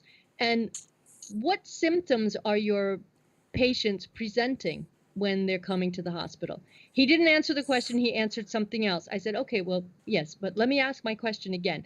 What symptoms are your patients presenting when they come to our hospital? And he said, oh, well, the vast majority are just people who had a positive test result and they just wanted to, get confirmation. And I'm like, all Bada right, so you're bing, bada boom. right. So you've basically just said to me, masked doctor, that the patients aren't really even patients. They're just scared people who have just come to the Who hospital. have just taken a bogus test. Right. Yes. Exactly. So we went on and on for a little while about that, and then he eventually had enough, and he got up and he left, and that was that. But I'm just saying that when they're saying trying to say, oh, the hospitals are overrun and whatnot, yeah, to a certain extent, people are going to the hospital because they've gotten a fake bogus test result, and they're scared. So Mm-hmm. it's just an ugly, ugly, twisted situation, no matter how you look at it. But when you see a doctor telling you the bullshit to your face, Yeah. makes you wonder, like, did you barely pass medical school? Or, I've always said that if I have to go to a doctor, I want one that had like bonus points after he got straight A's. He he I don't want it someone like barely passed med school. must have been Weird Al. No, I was last in my class, barely passed. At the institute, now I'm trying to avoid. Yeah, I'm trying to avoid a malpractice suit. Like a surgeon. Anyway, I'll quit. like a surgeon. Right. Cutting Cutting for for the the very very first time. first time. Well, I'm wondering, where is Tom Lehrer? He's in Cambridge. He's a brilliant man. I I I know what happened to Tom Lehrer. Well, I want Tom Lehrer to write us a song. He Somebody he he quit writing songs when you remember his piece about Werner von Braun. right. Well, Werner von Braun sued him. And it was at that point he decided it was just not worth it. And he's not writing any more songs. Well, he doesn't have to write about Werner von Braun. There's so many other Yeah, things. I understand that, but he just decided he didn't want to have any trouble with anything Well, and gave it up. genius. He was genius. He was I a agree. man. He was there saying what needed to be said. And Hmm. I'm really wondering where. Well, if it's not Tom Lehrer who's going to step up to the piano, where are the people I who are know. engaged? Where is the voice of reason in the artist community? Like, where are the people? You've got people like your Tom Hanks and his wife who are, what is the term? Self-isolating because they were in Singapore, wherever the hell he went in last. Right. Oh, he got the blahs. Right. Tom Hanks got the blahs. Get No, out of no, get. he got the 19. It was like Yeah, after and the. he described it as, oh, it was like having the blahs. That's his description of his COVID-19 experience. I got the Right, Yep. blahs. right. Yeah, because it might have been just a bad cold, you idiot. He Even got if the you. freaking sniffles. Get out of Yeah. here. Yes. So, I mean, it's very upsetting to see that where we used to have, some sort of artist community that could see through the bullshit. Like I'm feeling kind of alone these days because we used to be able to count on, like George Carlin. I'm pretty sure George Carlin is like really trying to like open the roof of his coffin and come Right. out and, Exactly. people, would you please wake up? I know, Did right? Yes. I was here? You make me come back from the grave to tell you what I was telling you before. It's a Media big Bear. job. You aren't in it. Yep. Are you familiar with a YouTube channel called Media Bear? No. All right, check them out. They're brilliant. They're satirical. They make music videos. They are all over this, just the way you would love. And they make videos about how ridiculous this whole thing is. And And some of them have been removed by UToilet. they do these cover tunes. The most recent one they did was was Enter Sandman by Metallica. They did a version of Enter Sandman. And you know they change the lyrics up, and then they run around and they make their own little video of this little troupe of guys running around with these masks on, and it's silly and it's satirical, but it's also poignant. Um, so it's called Media Bear. Go check them out. I will. Well, remember when we were talking offline and I said, I don't know how I think we're probably all in about the same age range on my channel, but if you guys remember Steve Martin, before he was Steve Martin, the actor in movies, he was Right, Steve Martin, the stand-up comedian right. with a real Uh-huh.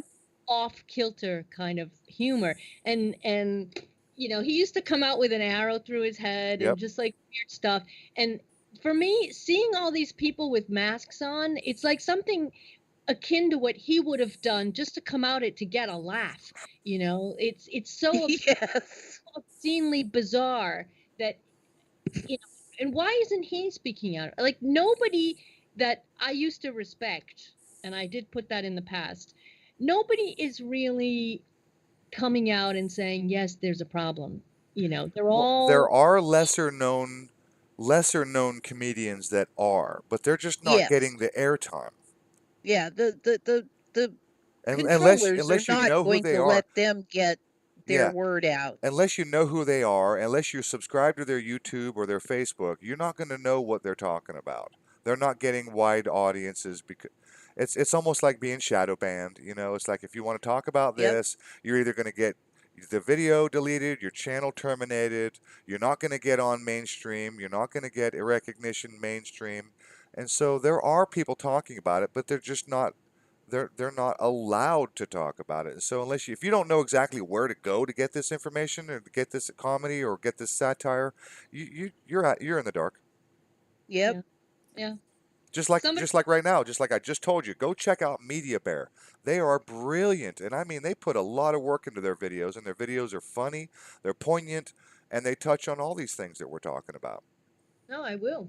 But I guess what I'm trying to say in a way is, you know, I've been a fan of comedy since I've had ears. Okay. So all of my life, I've just always really had great respect for comedians. And comedy is such a powerful means of communication that you could get the word, you can really get the message across um, in a way that hits home with humor, you know, and I have lost my train of thought. We were talking about the media bit. Oh yeah, so it's like just living my day, day in and day out. It looks like a Monty Python sketch. It, Yes. you know, I keep waiting for John Cleese to pop out of the, you know, a little alleyway and say, and now for something completely different, and all of these idiots would just disappear. You know, We could hope. We could hope. so bizarre. It's like I used to watch Saturday Night Live. Obviously I haven't seen Saturday Night Live in like 30 years, but um you know, sketch comedy. I really would love to see people. Is anybody over there doing like stand up about the masks and stuff, or is it all Well, I do know that one person that I enjoy watching kind of is the channel's called Awaken with JP. okay? And he's funny. He's got a lot of subs. Kind of You think he's over 1 million subs. Awaken with Yeah. JP is a great comedian, and he's doing the same thing. He's covering all this Yep. stuff. Right. And he goes on tour. He goes on the road. He does stand up. He's got a great, highly successful YouTube channel. Well, I will definitely check him out. But you guys know what I'm saying. It's like we need some sort of force to come and help us get the message out because Yeah, we're just he has almost 1.5 million subs. I'll drop his channel here in the chat. And yeah, I highly recommend that Yeah, fella man was asking about your a link to your channel, and I just went and got it and put it in the live chat. So there it is, fella man. Um, thank you. Thank you. Cerebasana's channel is now there's a link in the chat You for know, her channel. let me tell people that if you're new, you know, I don't know if you guys know this, but I'm a big fan of comedy. And I love If you're new, to me. I used to be Cerebra Sana, just as you see it written right there on the screen, until my channel got killed. But before my channel got killed, a usurper stole my logo and was parading around YouTube posting vulgarities We as know if it, who that was. Yeah, I think we do. but he still lurks amongst us. He That's the does. He he's does. channel his channel is still there. So when I came back, I just added the extra S because it was like 2 S's for my second channel. So that's how there's the 2 S's there. But if you look for me on Twitter, it's Cerebra Sana, just as you see it normal. And on BitChute, I'm Cerebra Sana. But it's still, in the face of all of the censorship and all the crackdown that YouTube has enacted, you'd think that they might have, addressed the usurping aspect. No. Mm-mm. I lost my channel. That's intellectual property, people. I made that little logo. Yes. I Right. made my logo. Nobody has the right to infringe my intellectual And property right. YouTube won't do a damn thing about it. They won't. And I flagged it and I You wrote toilet. them. I told them everything. I'm like, it's against your own damn guidelines. You cannot pass yourself off for somebody else. The person has, it's my intellectual property. Sorry. And that idiot is still out there. Well, frustrating, I know. Not much you can do about it. No, there's nothing you can do about it. So I'm just telling people that, and you know what? Let's go back and let me rant a little bit more on YouTube. It used to be that you could roll your mouse over a person's icon and see how many subs they had. Like in the comments, like, oh, who is this? And you could roll your mouse over the little icon next to the comment and you would see how many subs they had. And back in the day, my subs were telling people, beware, make sure you roll your mouse over the icon because it's not really her and stuff, which was nice. But you can't even do that anymore. It doesn't work like that anymore. So you really don't know who it is that you're talking with because YouTube is making it ever harder for us to like be in, like to really know and connect who's this person I'm in, in contact. It's crazy. Very crazy. So we're going to mention the Washington Post incident. Do you know that the Washington Post uses AI to write their articles? No, I didn't, but I wouldn't be surprised. Yes. Yeah, this came out a few years ago. I bring this up because in the aftermath of the election fiasco, there have been people who have come forward and said, look, I work at the post office and I saw, my supervisor told me to backdate ballots and, these kinds of things. And there was a case, this was like 10 days ago, 2 weeks ago, and the Washington Post published an article saying that the person, this postal worker, had retracted his story, that it was all made up and he had gotten paid off to say it and all this stuff. And the guy was like, excuse me, I have retracted nothing. No, I mean, Right. how can you do that? The Washington Post is not like Bob's Post. It's not like a little tiny newspaper. Right. And Isn't it the second most popular? It's next to New York Times. Yeah, it's up there. It's a big one. But yeah, no, I'm just trying to point out. You talk about the Project Veritas guy, the whistleblower who said he recanted? Yeah, Project Veritas. And then he immediately came out after that article and he said, no, they're full of crap. I did not recant. And he said that on camera. Yeah, not nothing. No, so we're in a world where it's like Alice in Wonderland, through the looking glass. Like what is this thing that is called reality? Which takes me back to the famous Karl Rove quote, or Karl Rove's assistant's quote. I always get it backwards, but there's an article, I've saved it in my arsenal of documentation, where the interviewer asks, I'm pretty sure it was Karl Rove, asks the question, and the answer came back, while you people are so diligently doing your research to get to the truth, we are making a new reality. We make reality, is the quote.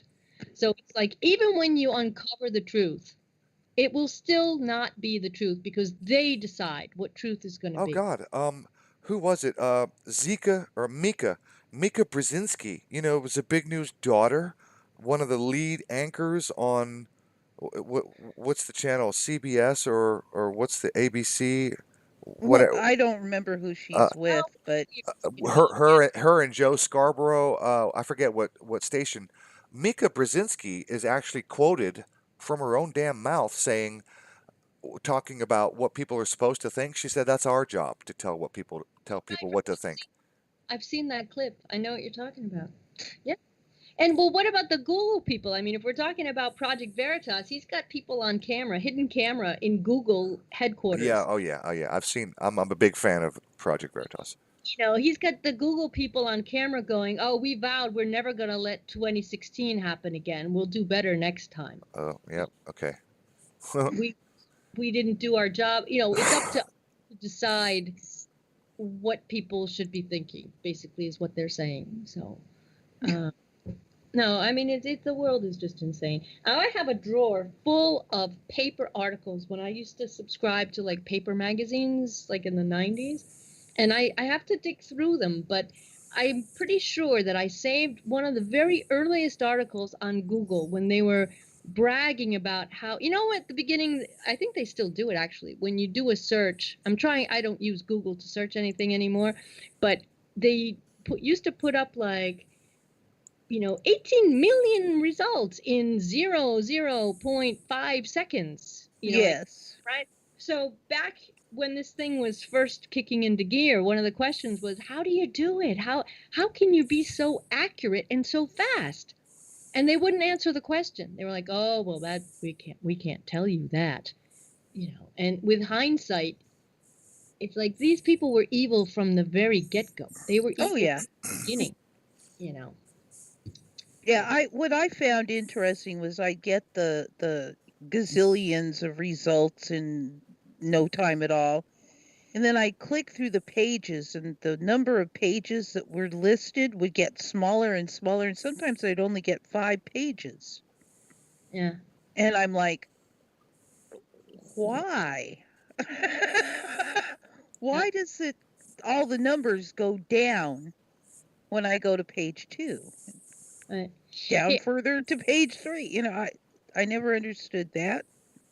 Not to change the subject, I'm just looking at the chat and there's mention of some sort of drugs, which just another thing just popped into my head. What's happening here in France is we have lawsuits underway being prepared and underway against this drug that was being given to the people in the nursing homes that killed them. Mm-hmm. And, that's crimes against humanity once again. Oh, yeah. They literally were killing off these older people, giving them a drug, and it's like that is just so Psychopathic. It is. It really is. And then they're coming out and saying, here at least in France, they had the gall to say this. I heard this yesterday on the radio. They said how they do the little teaser headline before they actually give you the story. It's like, Yeah. it's 6 a.m. and the top stories tonight: COVID vaccine under the Christmas tree. I'm like, Oh, God. it's like, because they're saying that it's going to be ready by the end of December. Mm-hmm. Okay. Mm-hmm. They're just waiting for the emergency, they're waiting for the fast track authorization. Well, Yes. they already have that. Well, here in France, it's still pending, basically. That's what they're telling you. I mean, there's no doubt they're going to get it. Oh, Yeah. It's like it's all but I mean, if they haven't, admitted to. yeah, if they haven't actually signed the paper, then fine. They haven't said, okay, it's official, but it's official. It's done. We all know this is not anything that's going to be like, whoa. The government's never going to step in and go, whoa, we're not sure about this vaccine.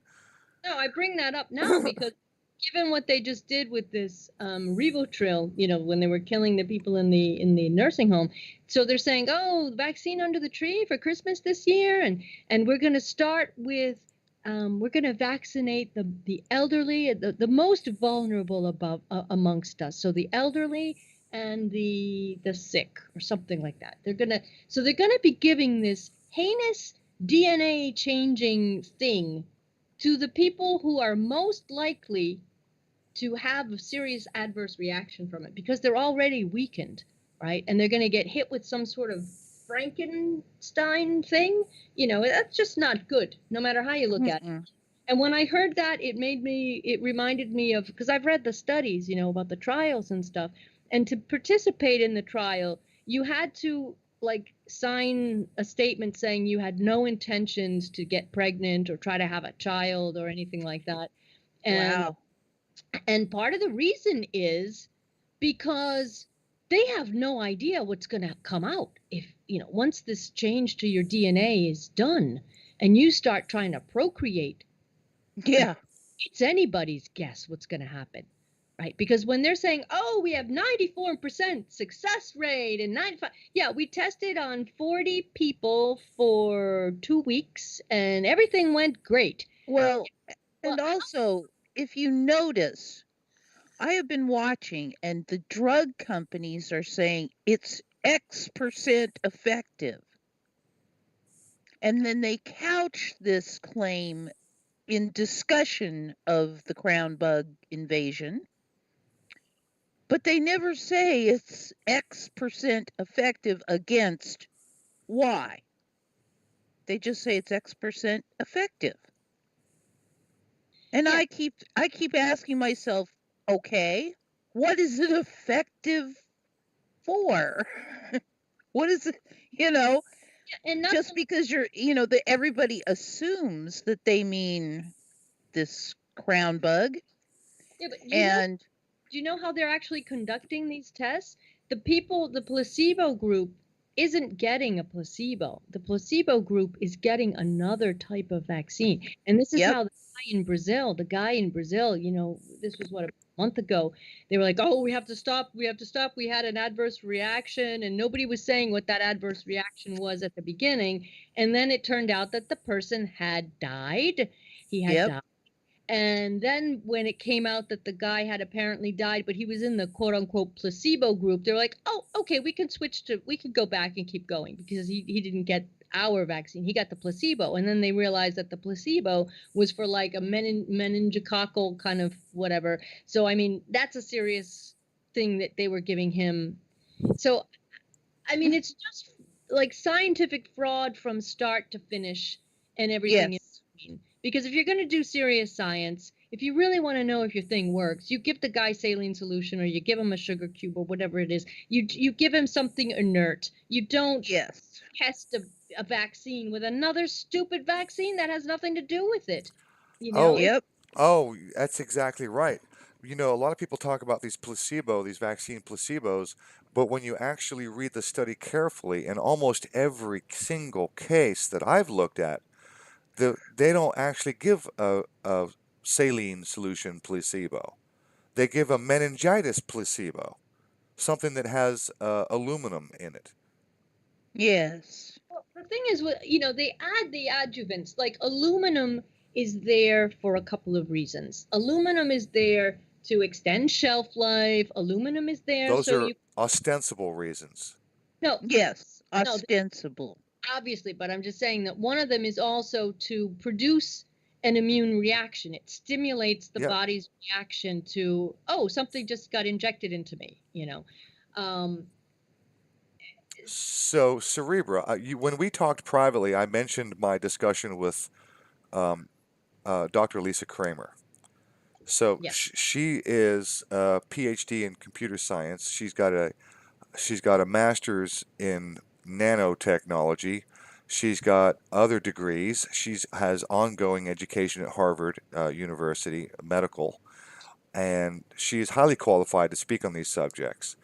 And I don't know if you saw my video maybe 2 years ago. I put up a video. It's just an experimental thing I was doing in my living room, and it was about diamagnetism and gold recovery, because I was thinking about creating a sluice box for gold recovery to recover the really, really, really, really fine particles of gold by using magnets.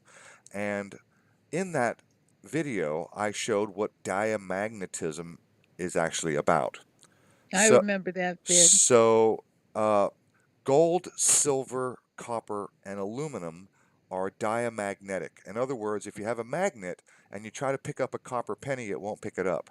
Or if you try to pick up a piece of aluminum, it won't pick it up.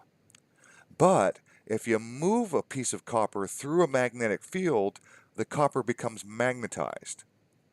So it creates magnetism within the chunk of copper. Same thing with gold, silver, and aluminum. Okay, they all react exactly the same way. They're diamagnetic. So I was asking Dr. Lisa, because she's an expert in nanotechnology and computer science and all the stuff that has to do with aluminum nanoparticles and vaccines and how they may affect the brain and 5G and electromagnetism and all that stuff. So I said, all right, Dr. Lisa, I understand diamagnetism. And I understand that there's aluminum nanoparticles in vaccines. I also understand that there's a chemical, I think it's called polysorbate 80, which breaks down the blood-brain barrier, allowing these aluminum nanoparticles to get into the brain and bioaccumulate. Mm-hmm. So now you've got a diamagnetic metal in your brain that can be actually controlled by electromagnetic frequencies. And she said, "You're damn right." Right. And when they turn on the 5G, good luck to everybody. Yeah. They just turned on, we've got a lot of antennas that have been going up here in France. And last week, they were talking about how a lot of them have officially come online now. But they've been running the tests. They've been testing them, but they're only now just officially starting to talk about them. And you know that the frequencies can affect what's going on inside your body, so combined with what you just said and this other technology that is gearing up, it's, we're living in a toxic environment no matter how you slice it. And I know a year ago I came home from Italy and I was like, wow, I just was feeling really like icky, just like not feeling good, just wiped out, pain in the head and everything. And I went downstairs to bring the garbage and I saw these green things on the wall. I'm like, oh my God, it's the smart meters. They had installed the smart meters in my building. And I was like, oh, could it be, am I, having a reaction to the smart meters? Because these smart meters, I don't know if you guys know how they work. They use, the thing like, I don't know what you call them in English. You can plug a thing into your electrical plug and it'll boost your Wi-Fi signal. These things, like if you have a big house and the Wi-Fi doesn't, Yes, yeah. you can boost your Wi-Fi signal via the electric current in the walls. And here in France, they're called the Linky. They always they give these things these cutesy little names, right? Oh, it's Linky. So the stupid Linky machine uses an internet connection. It's these smart meters that are constantly like monitoring, how much electricity you're using.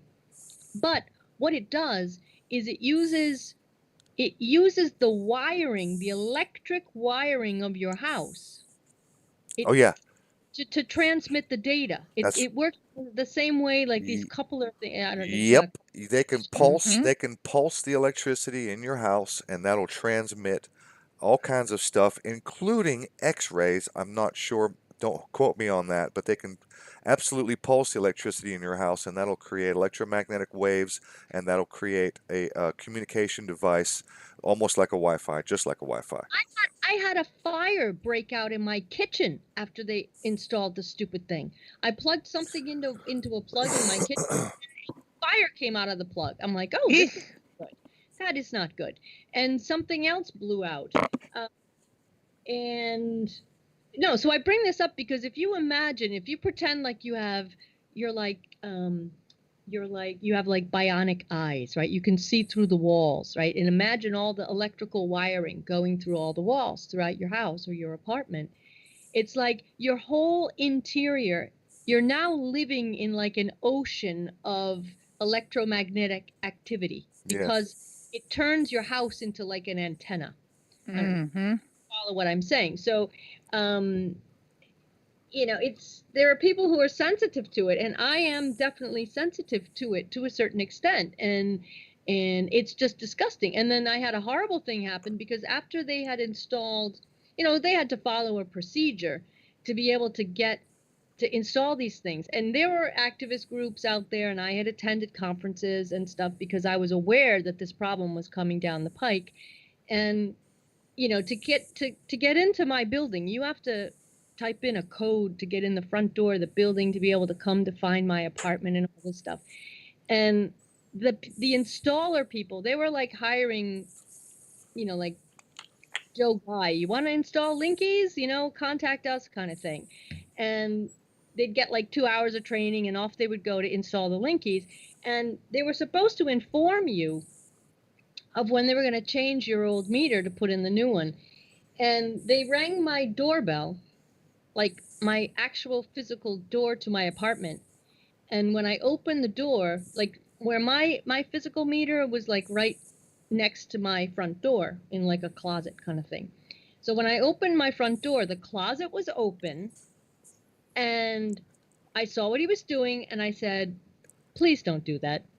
I said, I don't want that. Please don't do that. And he's like, oh, sorry, madam, it's already underway. Look. And he shows me his cell phone, like he'd already hit some button and the process was underway. And I'm like, you got to be kidding me. And so my question was, who the hell let this idiot into my building to be able to come and change my meter?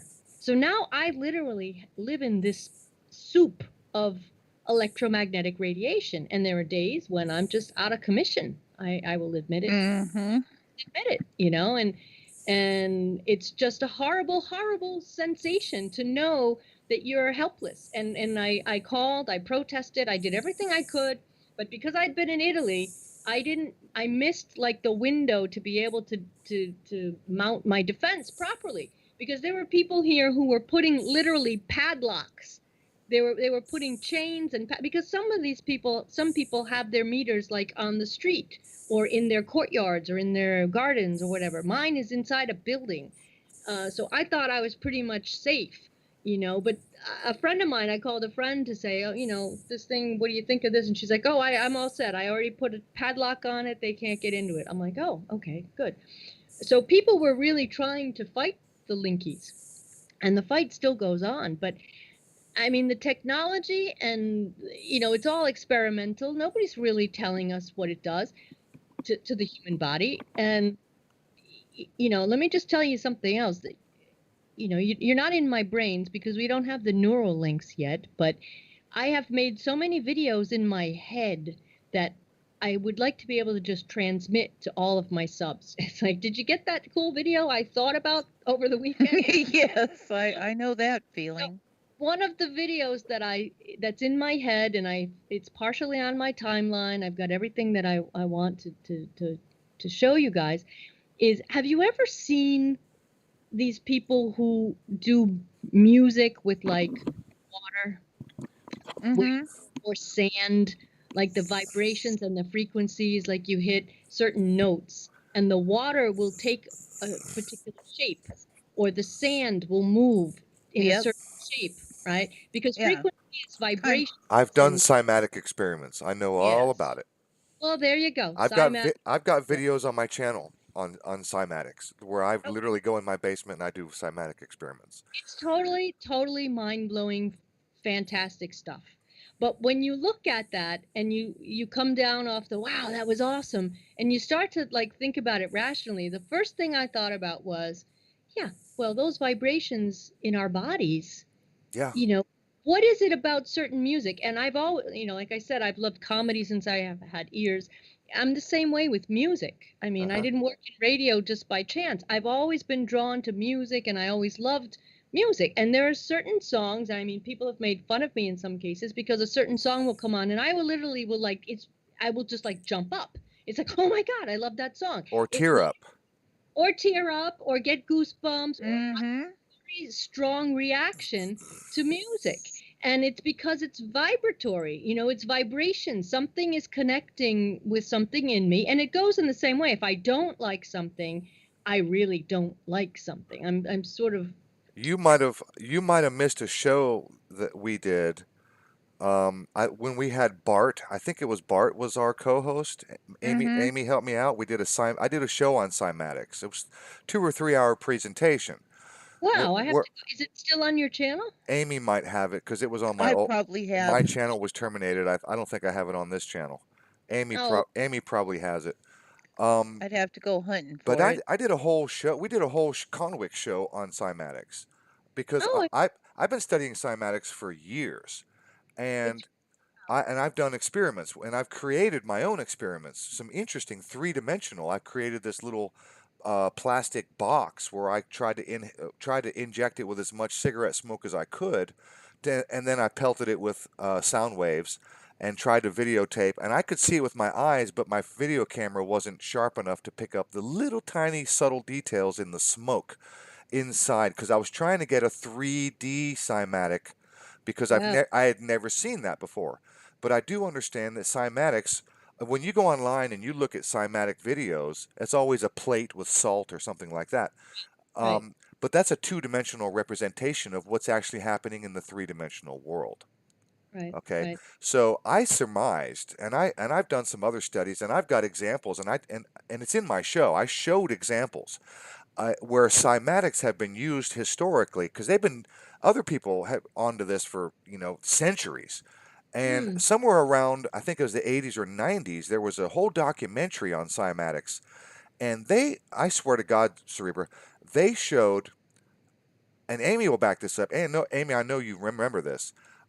A human spine was created with cymatics. Uh, Mm-hmm. um, what was it? Turtle shell, um, coral shapes of corals. What are some of the other things? I can't even remember. But the bottom line, Cerebra, is cymatics.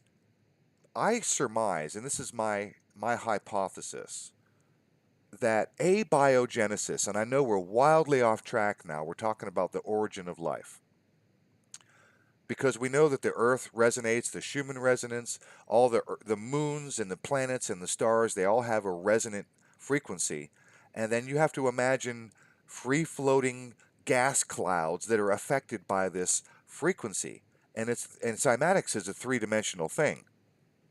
So now you imagine that you have either gas clouds or possibly even in liquid, like amino acids in liquid, and being arranged by cymatics in the pattern of a DNA molecule. Mm-hmm. So this is my hypothesis as to the actual origin, the abiogenesis of life itself is cymatic, and I can Mm-hmm. show you example after example after example, like the patterns of a zebra, the patterns of a giraffe, the patterns on the turtle shell, the patterns of a snake skin, the spinal cord of a human being, Right. the corals, and just all kind of life forms that are literally created by certain frequencies of cymatics. All right, I'll get off my soapbox now. No, I think it's fascinating, but to tie that into the 5G kind of thing, when you know the power of vibrations, Right. right, and electromagnetic frequencies and frequencies that are on levels that, uh, I mean, it's got to have an impact on what's going on in the body. It has to. It has to. I It mean, if they, does. It absolutely does. I'm not even gonna speculate that it has to. I know that it does. I mean, I agree. I agree. It's just nobody's going to talk about it. And it was just something that crossed my mind. And it's pretty, it makes a lot of sense if you just think about it for a second. We're made of water. When you see the frequency, this, they do this stuff with the water as well, like different frequencies, the patterns in the water and all that kind of stuff. The body is like, in some cases, 60, 70% water. So if you start vibrating the water in weird ways, it's going to have an effect on your body. I'm sorry. Mm-hmm. Something's going to be a little different. Could it be positive? Could it be negative? It's going to, at the moment, it's kind of like wait and see. I don't think they really know what's going to happen to people. But there are those, I'm sure we've all seen these videos where they're talking about how the millimeter waves prohibit the oxygen molecules from binding in the hemoglobin. So Exactly. So if you, it's just like I'm sorry to cut you off. Finish. Go I'm ahead. just saying, when you're having shortness of breath, right? This is the thing that we heard at the very beginning: shortness of breath, respiratory problems, difficulty breathing, right? Mm-hmm. that stuff. Well, yeah, if there's some lacking oxygen in your bloodstream, yeah, you're gonna have difficulty breathing, respiratory issues. And I've You know, heard, how many times have we heard, you've heard this, that many doctors have actually reported that the symptoms are more like altitude sickness. hmm, of course, you're lacking oxygen, right? So It's like I was saying about the diamagnetism of aluminum. mhm, Uh, iron, which is which makes your heme, which is hemoglobin, right, right, and that's what allows you oxygen uptake. right, and that's So where the vibrations break that bond, so they can't bond. right. The, So if you can affect diamagnetically the iron in the hemoglobin, then that would tinker or screw with the ability to uptake oxygen. And they might give you an oxygen mask, and your body just still can't, you know, make the chemical bond connection with the oxygen. You still don't feel like you're getting enough oxygen because you're literally not getting it. So I mean that's reasonable. That's possible. And if I remember what Barry Trower used to say, that's exactly what it does. yeah, no, and you can't tell me that these people don't know this. I think they, how can I say?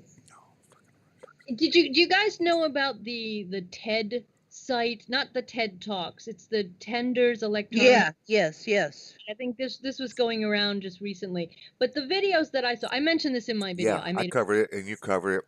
That's right, right. exactly. But the point that what people need to know is a lot of these videos that came out, they only read about halfway down the page. And this is what I show in my video is I read all the way down to the bottom. They've already awarded the contract. But that thing is like, it's not even a smoking gun because it's sitting right there just waiting for the right person to use it to our advantage because they are literally admitting that they know they're going to cause harm. And that is a criminal offense, right? When you know you're willingly, knowingly Yes. going to do harm to humans, that is a punishable crime right there. And so these people, in posting that call for tender, call for bids, they're giving us blatant proof that they know that there's going to be severe damages from this thing. Well, this all boils down to informed consent, and it's up to you to read the package insert, and that includes the insert that comes with your cell phone and the warnings that come with your cell phone. It's like when you take a medication. I mean, like my mom just had some prescriptions. My mom is in her 70s, and she just had a couple of prescriptions filled, an antibiotic, and then some other thing to go along with it, um, basically to prevent yeast infection. Because if you're a female and you're on antibiotics, then you have a tendency for yeast infection. So they give you this other medication to prevent that and stuff. And she was like, there's just the directions were, follow the directions according to the dosage. And she says there are no dosage instructions, and it says the dosage instructions on the insert.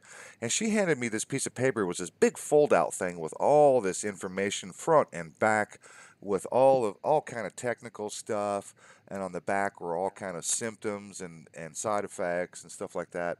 And I started reading this thing and I was like, Mom, do not take this. Just don't take it. Right, right. Yeah, really. Horrible stuff. I mean, have you ever read some of the the package inserts where the side effects include death? Death. Yes. Yeah, You that's know, that's a side effect. If death occurs, call us immediately. right. It's If you that suddenly absurd. feel your heart stop beating, please call an emergency. Yeah, it's that absurd. Be sure to report because they also say be sure to report any adverse effects. Right? Yes. Hello, I'm just calling to let you know that I died about Right. an hour. Exactly. It's that absurd. Yeah. No, I mean it's disgusting. Now, It's I disgusting. haven't seen it personally. I would love to see the package insert, but I have heard that one of some of the vaccines, not all, but some of the vaccines as a side effect, they actually list autism as a side effect. Yeah, well, because they have to. Because if you read the vaccine court that they set up in Right. 1986, Mm-hmm. if 86. you actually read the bill that became the law, they the drug companies have to tell you what might happen to you. Otherwise, they can be held liable. For If you fraud. That's it. The only way you can sue a vaccine manufacturer this day, since 1986, the only way that you and I can actually sue a vaccine manufacturer is if you can show and prove fraud. well, they have. Yes. It's like, well, it's not like we didn't tell you you might die. That's it. That's where informed consent comes in. Mm-hmm. That's why they put the insert in the package. And if I'm not mistaken, and somebody, don't hold me to this, but correct me if I'm wrong, if I'm not mistaken, if you're in the doctor's office and they want to give you a vaccine, all you have to do is tell the doctor to pull out the insert and read it to you, and it's his liability. He has to do it. He has to actually read it to you, not Right. hand it to you for you to read. And I might be wrong about this, but I think, according to certain legal procedures, that if you ask and request that the doctor actually read it to you, that it's his job to do so. And that's where informed consent comes into play. They're supposed to tell you. A friend of mine lives in Austria, and she needed to have some surgery done, and she was telling me about the surgery and stuff, and I'm like, well, that's not exactly easy stuff, and did the surgeon explain everything? And it turned out that the surgeon had not completely told her everything, and so she went back and she tried to get more information. I said, well, here in France, they have to tell you everything before you can consent to an intervention, to surgery and stuff. So um, yeah, we need to make our doctors do their job as well. That they can't just be slipping by and saying, "Oh, they told me to do this." Yeah, well, what are we actually doing? Because so many of them are just following along what they're being told to do. I mean, look at what happened in France. The government started dictating to the doctors what they could and couldn't do for their patients, which Right. is another level of criminal behavior right there, because a government isn't a doctor. And the whole Hippocratic Oath and the whole thing is like, do no harm. And the patient, you practice the art of medicine because you have to take into account enormous numbers of factors that, somebody That's used why they the call it practice. someone used the example of, if you have a headache, well, my headache might be coming from something completely different than the other person's headache, because we don't have the same environment, we don't have the same lifestyle. You have to take into effect who the person is Sure. before they can propose any sort of treatment for the person. And so the government here in France, by telling doctors what they could and couldn't do, people died as a result of that as well. So when I mention these lawsuits that are underway, or in the process of getting underway, all of these things are being looked at, and I'm hoping that people will be held accountable, because yes, people have died from, not from, but I should say during this crisis, but they're dying for useless reasons, for reasons that they never should have died from. You Well, know. I don't know how it is in Europe. Well, I don't know what the statistics are in Europe, but I know in America, iatrogenesis, Yeah. which is doctor induced or hospital induced, Yeah. basically it's between medical malpractice or medical error, including people actually taking their medications as prescribed. The iatrogenesis is where people die as a result, and in America, it's 250,000 people per year. Right. Hey, let me tell you this. This is a crazy thing. This happened to me a couple of years ago. This is what, about 5 years ago, I think it was. I don't like medicine. I don't take medicine unless I absolutely, absolutely have to take something. And um, my own doctor prescribed something for me, and I took one pill, and then I woke up 3 days later. Oh, wow. Whoa. And I woke up and I felt like I'd been hit by a truck, and I really felt horrible. And I called the pharmacy. And the woman, first of all, there was like silence on the end of the phone. And then she said, "Well, uh, if you're calling me now, then I think we've avoided the worst." Whoa. Because I had misread, you know how doctors scribble, right? They Yeah. scribble. And because I was not in a good place at all, I didn't fully understand how much of this thing I was supposed to take. You know, you figure it's a pill, take the pill, right? But it was like a quarter of a pill. So Oh, jeez. I literally had taken like a Four potential times.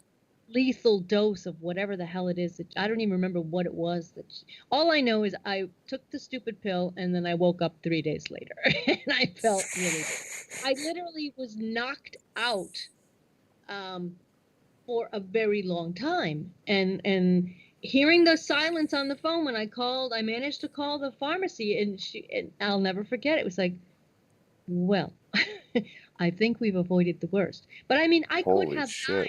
I could have died, Wow. you know? Well, I'm glad you didn't. Well, thank you, Amy. So am I. It, but I mean, I'm not an elderly person. Can you imagine an elderly person? Oh You yeah. know, Like me? no, but it's like this stuff is dangerous. It's Well, dangerous. if you would have died, I hope you would have called your pharmacy after that. Oh, of course, to report it. To, Obviously, would have. yeah, really. I'm a responsible corpse. Come on. Yes, and by the way, George Carlin sends his regards.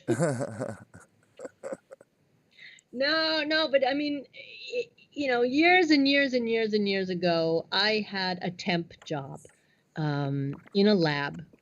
I won't say which, but I had a temp job in a big pharmaceutical company near where I live here. And it didn't last very long, obviously. But you know, when you're a sponge, like I'm a sponge, I just love knowing stuff. And if I can get in, you know, I just like to know stuff. So I had a temp, and temp jobs are great for that because you get to go into the companies and see what's going on, and then you leave and your sponge has been filled, you know. Yep. So that's kind of a fun way to get information and see what's going on behind the scenes. So I had this temp job in a big pharma lab, and I remember having a discussion with somebody, one of the doctors or the researchers or whoever, and I forget exactly how it came up, but my question in the context of the conversation was, well, why don't you make a treatment for, and I cited a particular disease, and he's like, oh, well, because not enough people have it. It wouldn't be profitable. So it's like, yeah, I think it was some sort of a discussion on the different types of treatments that they had for different diseases that they could cure and stuff. And one of them, like a marketing kind of sheet, and one of the things, like way down at the bottom of the list, they were gonna like not produce this one anymore. And I said, well, if you can cure people, you know, why are you gonna stop with this one? And he's like, oh, because it's not there aren't enough people who have that disease, so it's not profitable. And I thought, well, you know, I didn't say this to them, but I'm like, you nasty people. If the goal is to heal people and help people have a better life, even if it's 100 people who have this disease, well, give them the opportunity to have the thing if it can cure them. You know, it's like, come on. Really? So I didn't particularly appreciate that. But like I say, I didn't stay there very long. And, Well, Cerebra, listen, it is 8:30 my time, which means it's probably 2:30 in the morning for you, right? at the tone, the time will be 2:25. Yes, it's 2:25. Wow. Um, But I'm feeling good. What, you mean you want to stop? No, I'm kidding. no, I don't. I could talk to you for days. You know, Really? We could just keep going on and No, on well, listen, and it was a on. great pleasure. I really, really enjoyed being on with you guys tonight, and the chat has been great. Thank you so much to everybody who's out there and awake. It's a hard time for everybody, but I think we have to be true to ourselves, true to the truth. And even though it might not always be an easy battle, I think we really have to try to get people to at least understand that there is something else going on. Even if they can't comprehend all the details like we do, we have to at least try to get them to understand that something else is at work here. Yes. it's like when you said that, I'm reminded by a statement by John Taylor Gatto, who said, you know, most people have to they're too busy burping the baby and mowing the lawn to jump through all these hoops, the way he described it. And he was talking about doing some research and trying to get a hold of a particular piece, an essay from Alexander Ingalls from Harvard University, and they made him jump through all these academic hoops to actually have access to the papers. And he said there's just enough hoops that your average guy who's too busy burping the baby and mowing the lawn is not going to jump through. And to your credit to what you just said, most people don't have the time to read the papers, to listen to the lectures, to listen to the interviews, to listen to the learned people who are giving out all this great information. Most people just don't have that kind of time to put it all together and to absorb it and to really be able to absorb it to the point where they can articulate it the way you can and the way I can and the way some of us can. And I only put myself loosely in that category because there are so many people that are way smarter and way better at researching than I am. And I mostly rely on people like you and others and doctors and people that seem credible. And when I have a time, I take occasionally I'll stop and I'll fact check this or I'll fact check that. And when I find somebody is putting out bogus information, then big red flag, et cetera, et cetera. But I don't have time to, even with the amount of, and I have an enormous amount of time, but I don't have a time to fact check everything everybody says, right? Yeah. Right. Right. So we do the best we can with what we have, and it's really great that we can get together and share information and verify information by sharing and getting together. And I think that's one of the most valuable things. And you are one of our most valued and favored guests. And I just absolutely adore you and love speaking with you. I could talk to you for days on end. That's And so sweet. Thank you I so agree. Thank you so much. No, I appreciate, why do I make my videos? I make my videos to be able to talk with you guys and to share the information and do whatever I can to try to make this world a little bit smarter place. But it's not an easy thing to do. And like I said, I went into a lapse of not making videos because life here just got so crazy that, for example, I haven't taken the metro since like February. So I'm lucky that I have a car, but it's so bizarre because I mean I love driving, but they're reducing all the lanes. I've mentioned this in my videos. They're Yep. lanes. So where you used to have like two lanes, you could pass the slow creeper in front of you and stuff. You can't pass anybody anymore. So you're literally sitting there stuck behind the guy, and you Uh, can't go. It's insane what they're doing in the road. So anytime I have to go and do anything, I'm out of the house. It's taking longer to do stuff, and then you come home and you're crazed, and there's no time to do the research, make the right kind of video that I like to make, and but I need to do it. I want and I'm doing the best I can. So that's why I really appreciate you guys all the more sticking by me and just being patient when there might be a lull in my content. But I'm always doing research, always, always, and I'm just so thankful that there's a public out there that's letting me, because it motivates me to make the videos. and, oh yeah. I'm actually surprised at how many people are talking about this the way we are compared to, like right after 9/11, right? Yes. yes. It's actually it's a refreshing in a way. It's like, wow, look at how many people everywhere I look, so many people are talking about these things. And you compare that to like right after 9/11, it was like pulling teeth to get people to listen to you. It's like, wait a minute, Building 7, and they're like, huh? They're picking their nose, what? You know, Yep. but nowadays it's like, and Yeah, and, and, there. I, and I'll give you a tiny glimmer of hope. I was in Home Depot today. I'm a contractor. I live in Home Depot. I'm there almost every day. And when I was there today and yesterday, I am starting to see a little bit more and more people. Like, I'll give you an example. 3 months ago, I go into Home Depot, 1%. I might be one of one other person. Me and one other guy might be the only people without a mask. Now, today and yesterday, I saw, today I saw four people in one trip. I was there twice, and I saw five people on my second trip. Awesome. And yesterday I saw five or six people without masks. So I am starting to see less and less, just gradually. It's very slow, but I am starting to see more and more people without the mask, at least I, in my area. I'm not.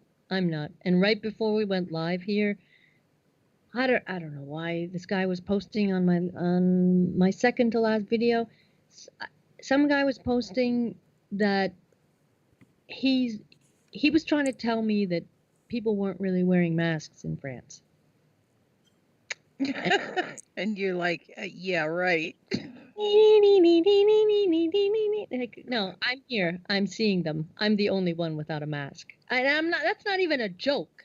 I mean, I go out and I literally am the only person that I see that's not wearing a mask. And that's Wow. not an exaggeration. This has happened, you know, and I've had this idea in my head. I would like to just take a video camera, like a real video camera, and just go and ask people, why are you wearing your mask? And just wait for Find out why. Yes. serious, because the answers could be what? Oh, I'm afraid I'm going to get a ticket. Oh, I'm afraid I might get sick. Oh, I want to protect my neighbors. Oh, just because I'm expressing myself culturally. Oh, Or I want to respect people. or I want people to my feel neighbor comfortable. my neighbor lost her job and has now set up a cottage industry making masks on the fourth floor, and I wanted to help her out. You know, I would just like to, I'm just curious to know what is the motivating factor behind the 99.99% of people that are wearing the mask. Well, you've already covered it. You already got your answer. Yeah, You already I know the think answer. I think I we mean, know. there's a You know. percentage of people that do it just because they want to be courteous to other people. Oh, did I tell you guys I almost got lynched? Yeah, well, I got a note. I didn't get to ask you about it, but yeah, we I talked. almost Go got ahead. You want to tell that story? Go ahead. do we have do we have time? Do we have time? We have as much. It's up to you, sweetheart. It's 2:30 a.m. your time. You give us as much time as you want. At the tone, the time will be 2:32. Yeah, I almost got lynched at a supermarket because I've taken to calling the people standing at the front door gorillas because they tend to have a particular gorilla-ish build. Um, and so I snuck in while the gorilla had his back turned, and I snuck into this little supermarket, sort of close to closing time. And the guy caught me in the mozzarella aisle. I was trying to buy some mozzarella, and the gorilla found me and said, "Madam, you have to put a mask on." And I said, "Well, I'm just buying some mozzarella, and I'll be out of your hair in a second." And he's like, "Madam, you have to put a mask on." And I said, "Well, I don't wear a mask." Um, and then I started, you know, because I in French, the word for wear is also the word for carry, right? The verb is porter, Porter, is to carry and to wear. And so when people ask me, you need to wear a mask, I say, I don't wear a mask. I wear my legal opinions because I walk around with a file folder full of all the different legal opinions that have come out. And then so I start telling him about the legal opinion. Now, this is just the security guard. He's not like a store employee kind of person. And he's got his mask on, and I always start by saying, I'm sure it can't be a pleasant experience having that mask on all day. And the guy's like, oh no, I hate wearing it. I'm like, okay, well, here's a legal opinion for you that you need to read. And so I give him that. So we start talking, and then these two store employee people come over. So now there's the three of them, and there's me. And at the time, they didn't have, because like the government printed out these posters that everybody has, you know, the eyeless face with the mask, like the Uh-huh. Mm-hmm. no eyeballs, no eyes. So those posters were up on all the stores, but they didn't when they first printed them out, they neglected to print the legal reference to the decree at the bottom, right? So so while I'm giving him these three people my speech, we walked closer to the door and I said, and look at that poster. The poster doesn't have any reference to the decree on it. So now we're literally at that sliding door, you know, which goes out to the sidewalk. And my back was turned.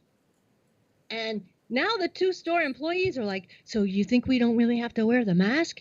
And so I start giving them the information and explaining, and they were like totally listening to me and getting it, right? So at this point, I turn around and there was like a crowd had formed on the sidewalk. There was like a dozen guys on the sidewalk. I have no idea where they came from. And they started yelling at me, put your damn mask on Oh, and really? save others. Put Oh, your damn mask on, do jeez. your shopping and get out of here. And they were like totally nasty. And this one guy comes up and like became the spokesperson for the angry lynch mob, and he whips out of his pocket a badge, and it's like, I work in a hospital. And I felt like saying, are you the janitor? Like, Yeah, no yes. offense to janitors, no offense to janitors. I don't want the janitors to come and like thumbs down my videos. But I'm just saying, like, what is it? If you work in a hospital, then that means you really should be a lot more informed. That makes you stupider to tell me you work in a hospital and you're standing there with a mask on Right. telling me to put one on, right? So don't flash your hospital badge at me and expect to have some positive effect. So anyway, so yeah, so that was a close call for me. I didn't actually get lynched, but I took a phone call while I was being lynched. The phone rang, and I started to walk away, and behind them they were like, "Yeah, go away, you a-hole, go away, you," and like Wow. nasty Jeez. language for Cerebra Sana on the sidewalk. So Wow. yeah, that was like not a nice thing. And then the other thing that before that happened, this is going I back a would have couple of, reacted badly. well, you can't. I mean, I don't want to. I didn't. There I were mean, I more. realize when you have a group of angry people, there's no conversation at that point. You can't inform them. You can't show them legal stuff. You can't show them technical stuff. You can't show them any scientific stuff. There's no conversation about, oh, well, the virus has never been isolated. That conversation can't be had in that No, well, you situation. can't. The other thing is, then there's just from a psychological point of view, there's that mob mentality that you become much more courageous when there's 11 other people standing around you. Like you Right, wouldn't right. necessarily beat somebody by yourself, but when you've got, a crowd of people Sure. standing around you going, let's beat on her, let's beat on her. Yeah, get her. Psychologically, they will come and beat on you. Right, Okay. right. Mm-hmm. But the other thing that in a more of a comical situation, I went into like the equivalent of a Home Depot here. And as I was walking in, because, my thing, I just prance in, just like, hi, everybody, just walk right. And so I got almost into like the store area, like an aisle. And this woman, because I love it, they come after you, Madame, Madame. And I'm like, I'm deaf, I don't hear you, la, la, la. And I just keep walking, and I make them come and find me. Like, I make them come right up to me. I will not make their lives easy. Right. So I kept walking until the masked muzzle came up to me and said, Madam, Madam, I need to ask you to wear a mask. I Okay. need to ask you to put a mask on.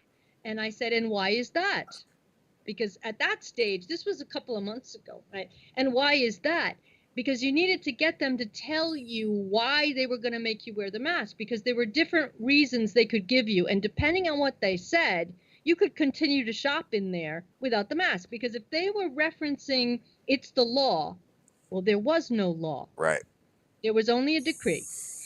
Then if they say, well, my manager, my store manager has made a decision, then that's a different issue, because then you're on their property and it's a different issue. But if the manager invokes it's the law, well, then you have to say, could you please read that law to me? Because it didn't exist, right?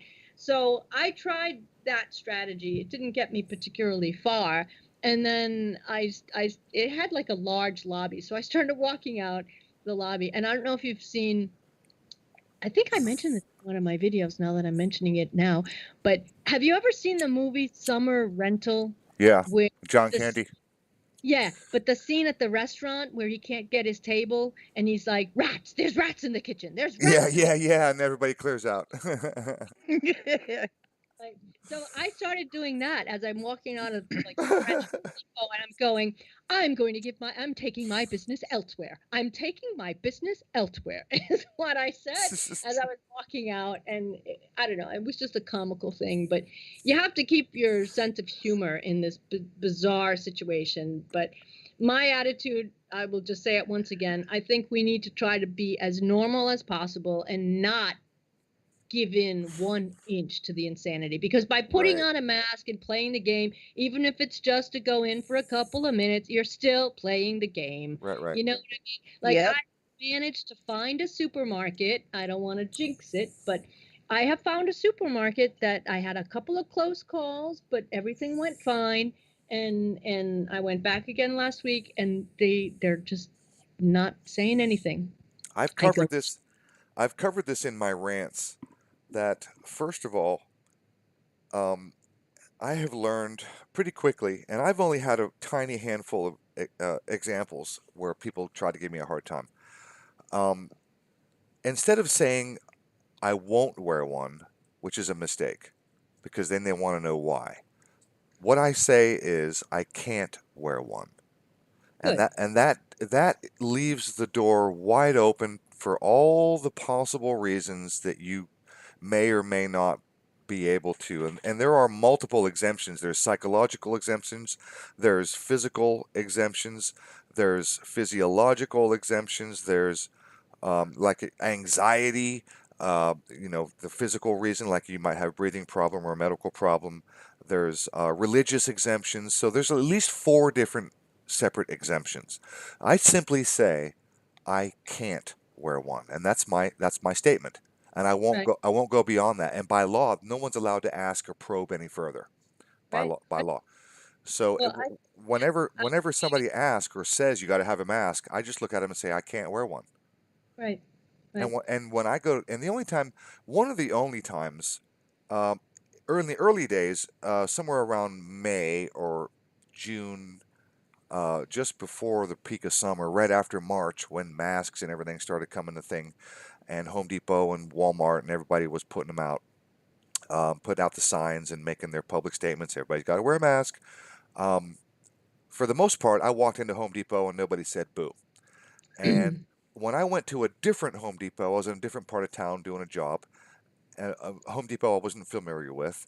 They had their little hand sanitizer station, and the little girl was standing there offering masks to people who didn't have any. And I'd walk in, and she'd go, "Would you like a mask, sir?" And I'd say, "No, thank you," and I'd keep walking. Well, one day I walked into a strange Home Depot, and the little sanitizer station girl, she goes, "Would you like a mask?" And I said, "No, thank you." And I kept walking. And she goes, "Well, you got to have a mask." And I just kept walking. And she goes, "Sir, you got to have a mask." And at that point, one or two other Home Depot employees started piling on, going, calling at me, "Sir, you got to have a mask, sir." And I literally, like you, I just played deaf. I just kept walking. And they literally left me alone. They weren't going to chase me down. They weren't going to tackle me because they can't. By law, they can't. So they try, but they can't. And the only other real time I've had a hard time, besides my traveling across country and in New Mexico and Oklahoma, those states are really, really bad, um, is at the bank. When I have to go to the bank to deposit a check, um, the bank is really, really strict. And they got this gigantic black fella, security guard, armed. He's got a gun on his hip, and he's a security guard, and he's standing out front. And he must weigh 285 pounds, big guy. And I walk in, and he goes, "Can I help you?" Every time, and that's because I don't have my mask on. He wants to confront me because I'm not wearing a mask, and he says, "Can I help you?" And I've covered this in one of my rants or two of my rants, and I said, "No. Are you a teller?" "No." "You're a security guard, right?" "Well, then no, you can't help me." And at one Right. point, I got frustrated and I said, you can help me. You can do your job. You can stand here and keep me secure while I do my banking." And then he points to one of those signs, the fold up, the buy standing, the sign, the freestanding little Yeah. bifold sign. And he points and he goes, "You see that?" And I bent over and I looked around and I looked at it and I looked at him and I said, "Yep, I see it." And then I turned around and walked in the bank. You know what I mean? I wasn't going to argue with the guy. "Yes, you see that?" "Yeah, I see it. Thanks very much." And I walked in the bank. And he had nothing else to say. Right, right. Oh God, this You know, universe has I don't just gotten so loony. I don't go to the bank, and I've said this in my rant. I don't freaking go to the bank to have a conversation with the freaking security guard. I don't go to the bank to talk to the security guard. Okay? So when I go to the bank and the security guard asks me before I even enter, he says, "Can I help you?" The answer is no. And it's frustrating to me, and it's all I can do to not lose my temper. It's like, dude, we've been through this. You're the same security guard. I'm the same unmasked motherfucker. Leave me the hell alone. At this point, you ought to recognize me. Just piss off. Shut up. We're gonna do the same thing again. It's a charade. You know it's a charade. You know I'm gonna go in the bank without a mask. You know you can't stop me. So just quit it. Right. What about the banks where you have to have the mask on and then you have to walk through the door and then you have to take the mask off and show your face to the security camera and the mask back to walk up to the teller? I Oh, have people telling me this when they go to the bank in the States. They're like, think about it. Because when they first initially I've made, never heard of that. yeah, well, there's In the people, States? You said that that's happening here in the States? Because I've never heard of that. Yeah, I've never heard of it either, but there's definitely people on the boots on the ground over there that when they go to the bank, they have to have the mask on. And when they walk through the door, they have to take the mask off, look at the security camera, and then put the mask back on before they go do any business. Are they instructed to hold their breath? Yeah, no, it's insane. No, it's just I ridiculous. like I like Dr. Vernon Coleman's excuse. He says I trained as a deep sea diver, and I'm capable of holding my breath through the entire experience, or something like that. It's very yes, very very sarcastic the way he funny guy. I just love he Vernon. is. He's Vernon great. Coleman is fantastic. An old man on a chair. He is brilliant. Yes, he is. Oh God, guys, I don't know where this is going to end, but as I was getting yelled at by my mother yesterday, she was saying that, oh, well, this is because I said, are you prepared? Because Thanksgiving was just not going to happen, and I said, so are you prepared to have Christmas, with a picture of Fauci on your dinner table or what? And she was like, well, if I have to, like. Oh dear.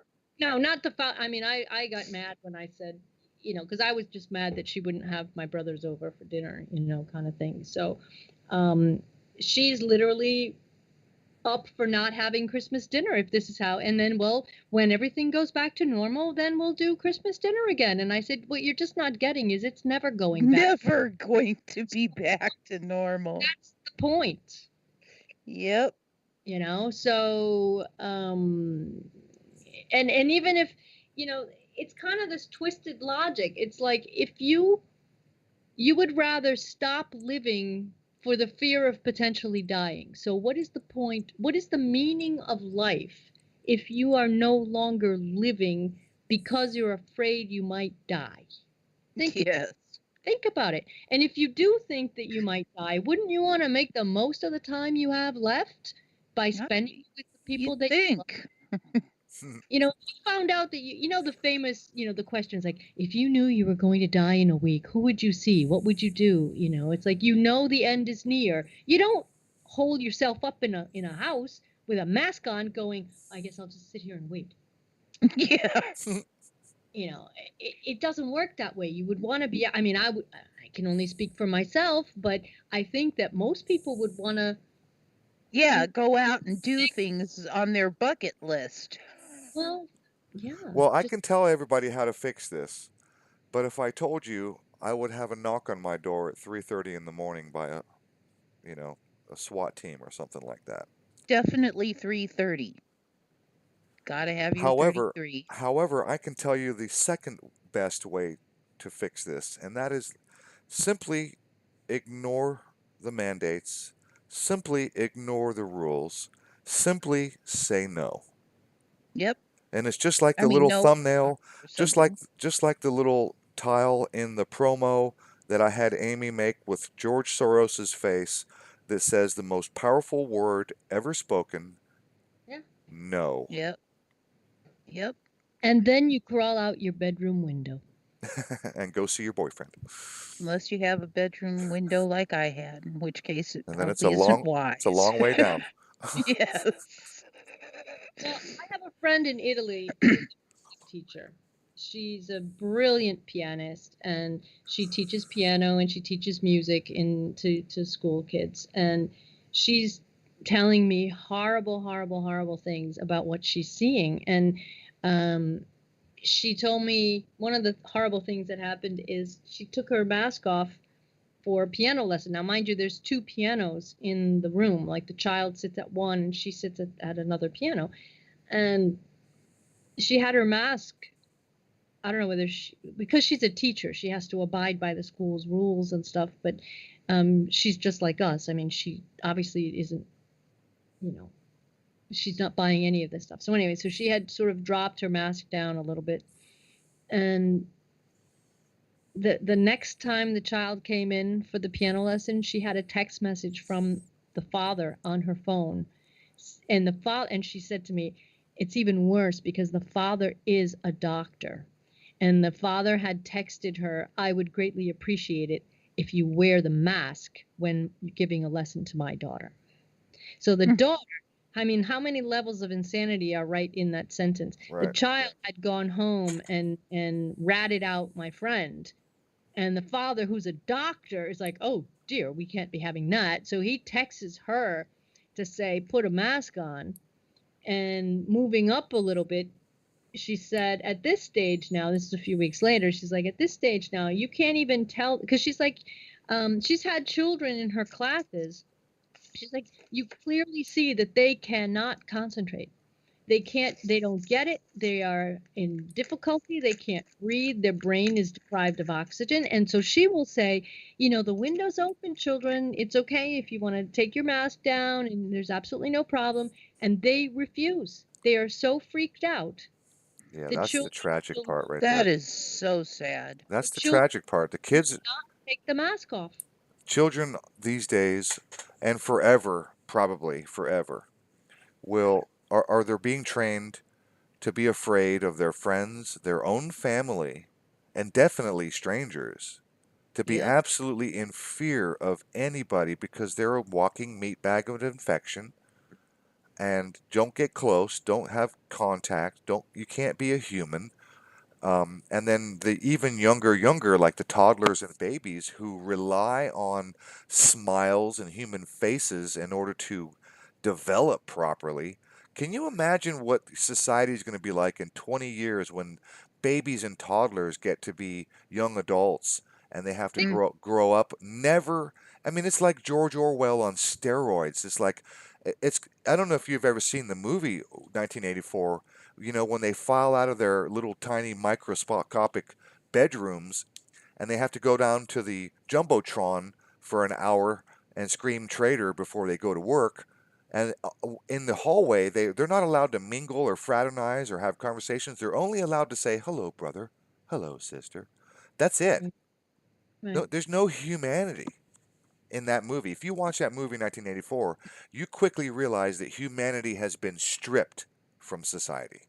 right. Yes. This might sound a little funny, but I subtitled, no, I did a video with one of Macron's speeches. This is going maybe in April. And I intercut, you know how they put the people who do the sign language to Oh translate yeah, into yeah, sign? yeah, yeah. Some of those are so animated and funny. Go ahead. I replaced the sign language person with a gorilla that knows how to sign. Have you ever heard of the Coco, the gorilla that Yeah, knows? yeah, Uh-huh. yeah. Coco, yeah. All right, well, that's a real gorilla that Yeah, knows I how to know. do Oh things. Yep. yeah.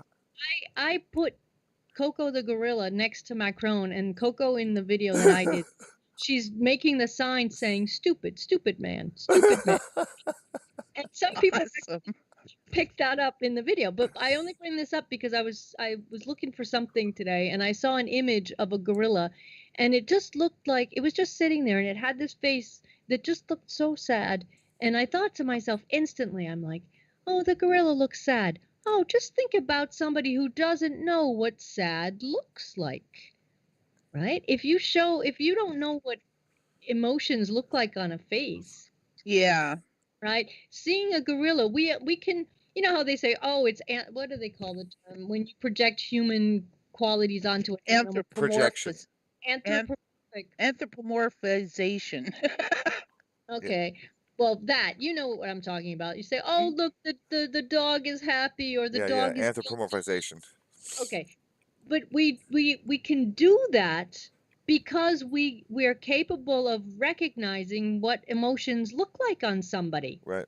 I mean, and anthropomorphic. Is that it? The word That's I it. can't. That's it. That's it. Um, I have a dog that no one will ever tell me that dog was not showing me guilt on its face. I Right. had baked a rhubarb pie at one point, and I'd gone off to work, and I'd left the rhubarb pie on the kitchen table. And when I came home that night from work, I opened the door. Normally she'd be like all happy, happy. And she sort of had her head a little turned to the side and kind of like looking up at me, kind of slanty eyes. And I'm like, hey, baby, what's going on? And she's kind of like not really looking at me. And so I walk in and I kind of walk into the kitchen and she's really like, she's kind of sheepishly following me into the kitchen. And I see that the rhubarb pie is right at the edge of the table and it has no top crust. The top crust was non-existent. So obviously we learned that the rhubarb is a little tart. She didn't appreciate the tart Would she like the crust? pie, but she liked the crust, but she also knew that she shouldn't have done it. Yeah. And Yes. so when I saw it, I just turned around and I looked at her. I'm like, oh, what is this? And she kind of walked away. Like, okay.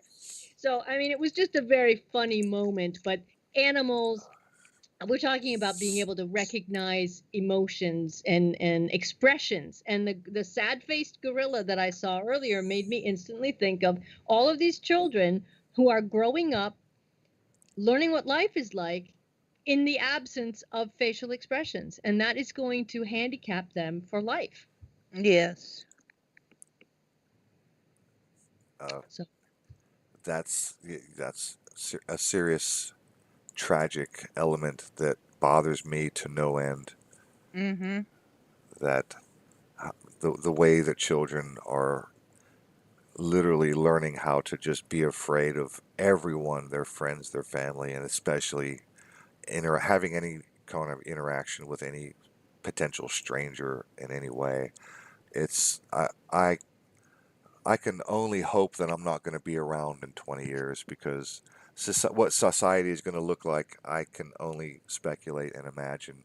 And it's just so horrific to think about what I know it is going to look like. time to start looking for a deserted island, and we should do a GoFundMe and pitch in and buy ourselves a little island, and then we can all go live on it. Well, Yeah. I hear Epstein Island is up for sale. Woohoo! Oh, fully lovely. fully furnished. Oh gosh. Well, guys, maybe we should start to think about pulling the ship into harbor. And It's 3 a.m. your time, and you've been so gracious. yeah. You have been. It's Well, been thanks for great. having me on, as I said a half an hour ago, as we were trying to leave. I tried to give you the way out. No, it was great fun. It was great fun, and I appreciate everything you guys do. And we just have to keep at it. You know, I mean, this is war. We have to be clear about it. This is a war on information. It's a war against humanity, and we know what's going on. And I think it's our duty, however we can, to try to educate people and just help people realize that, you know, there's something wrong here, and we just Yes. we have to fight it. We have to fight it however we can. So, Absolutely. well, I wish you guys a good rest of your night, and we're obviously Thank you. and thank you so much for the invitation. Thanks again to everybody in the chat who was there. That was great. And come visit my channel and see what's going on. I And just dropped a fresh link to your channel, and my screen is showing your YouTube homepage. Cerebra Sauna is also on BitChute, and if you'll notice on my screen share right here, I've got where is it at? I thought I had you, Vernon Coleman. I have to go full screen here. There you are. I've got you up here on my quick connect here for BitChute. Here's Cerebra Sauna's BitChute. It's spelled with a single S, Cerebra Sauna. There's your BitChute channel. So you guys go check her out if you haven't already. And Cerebra, we love you so much. Thank you for your time.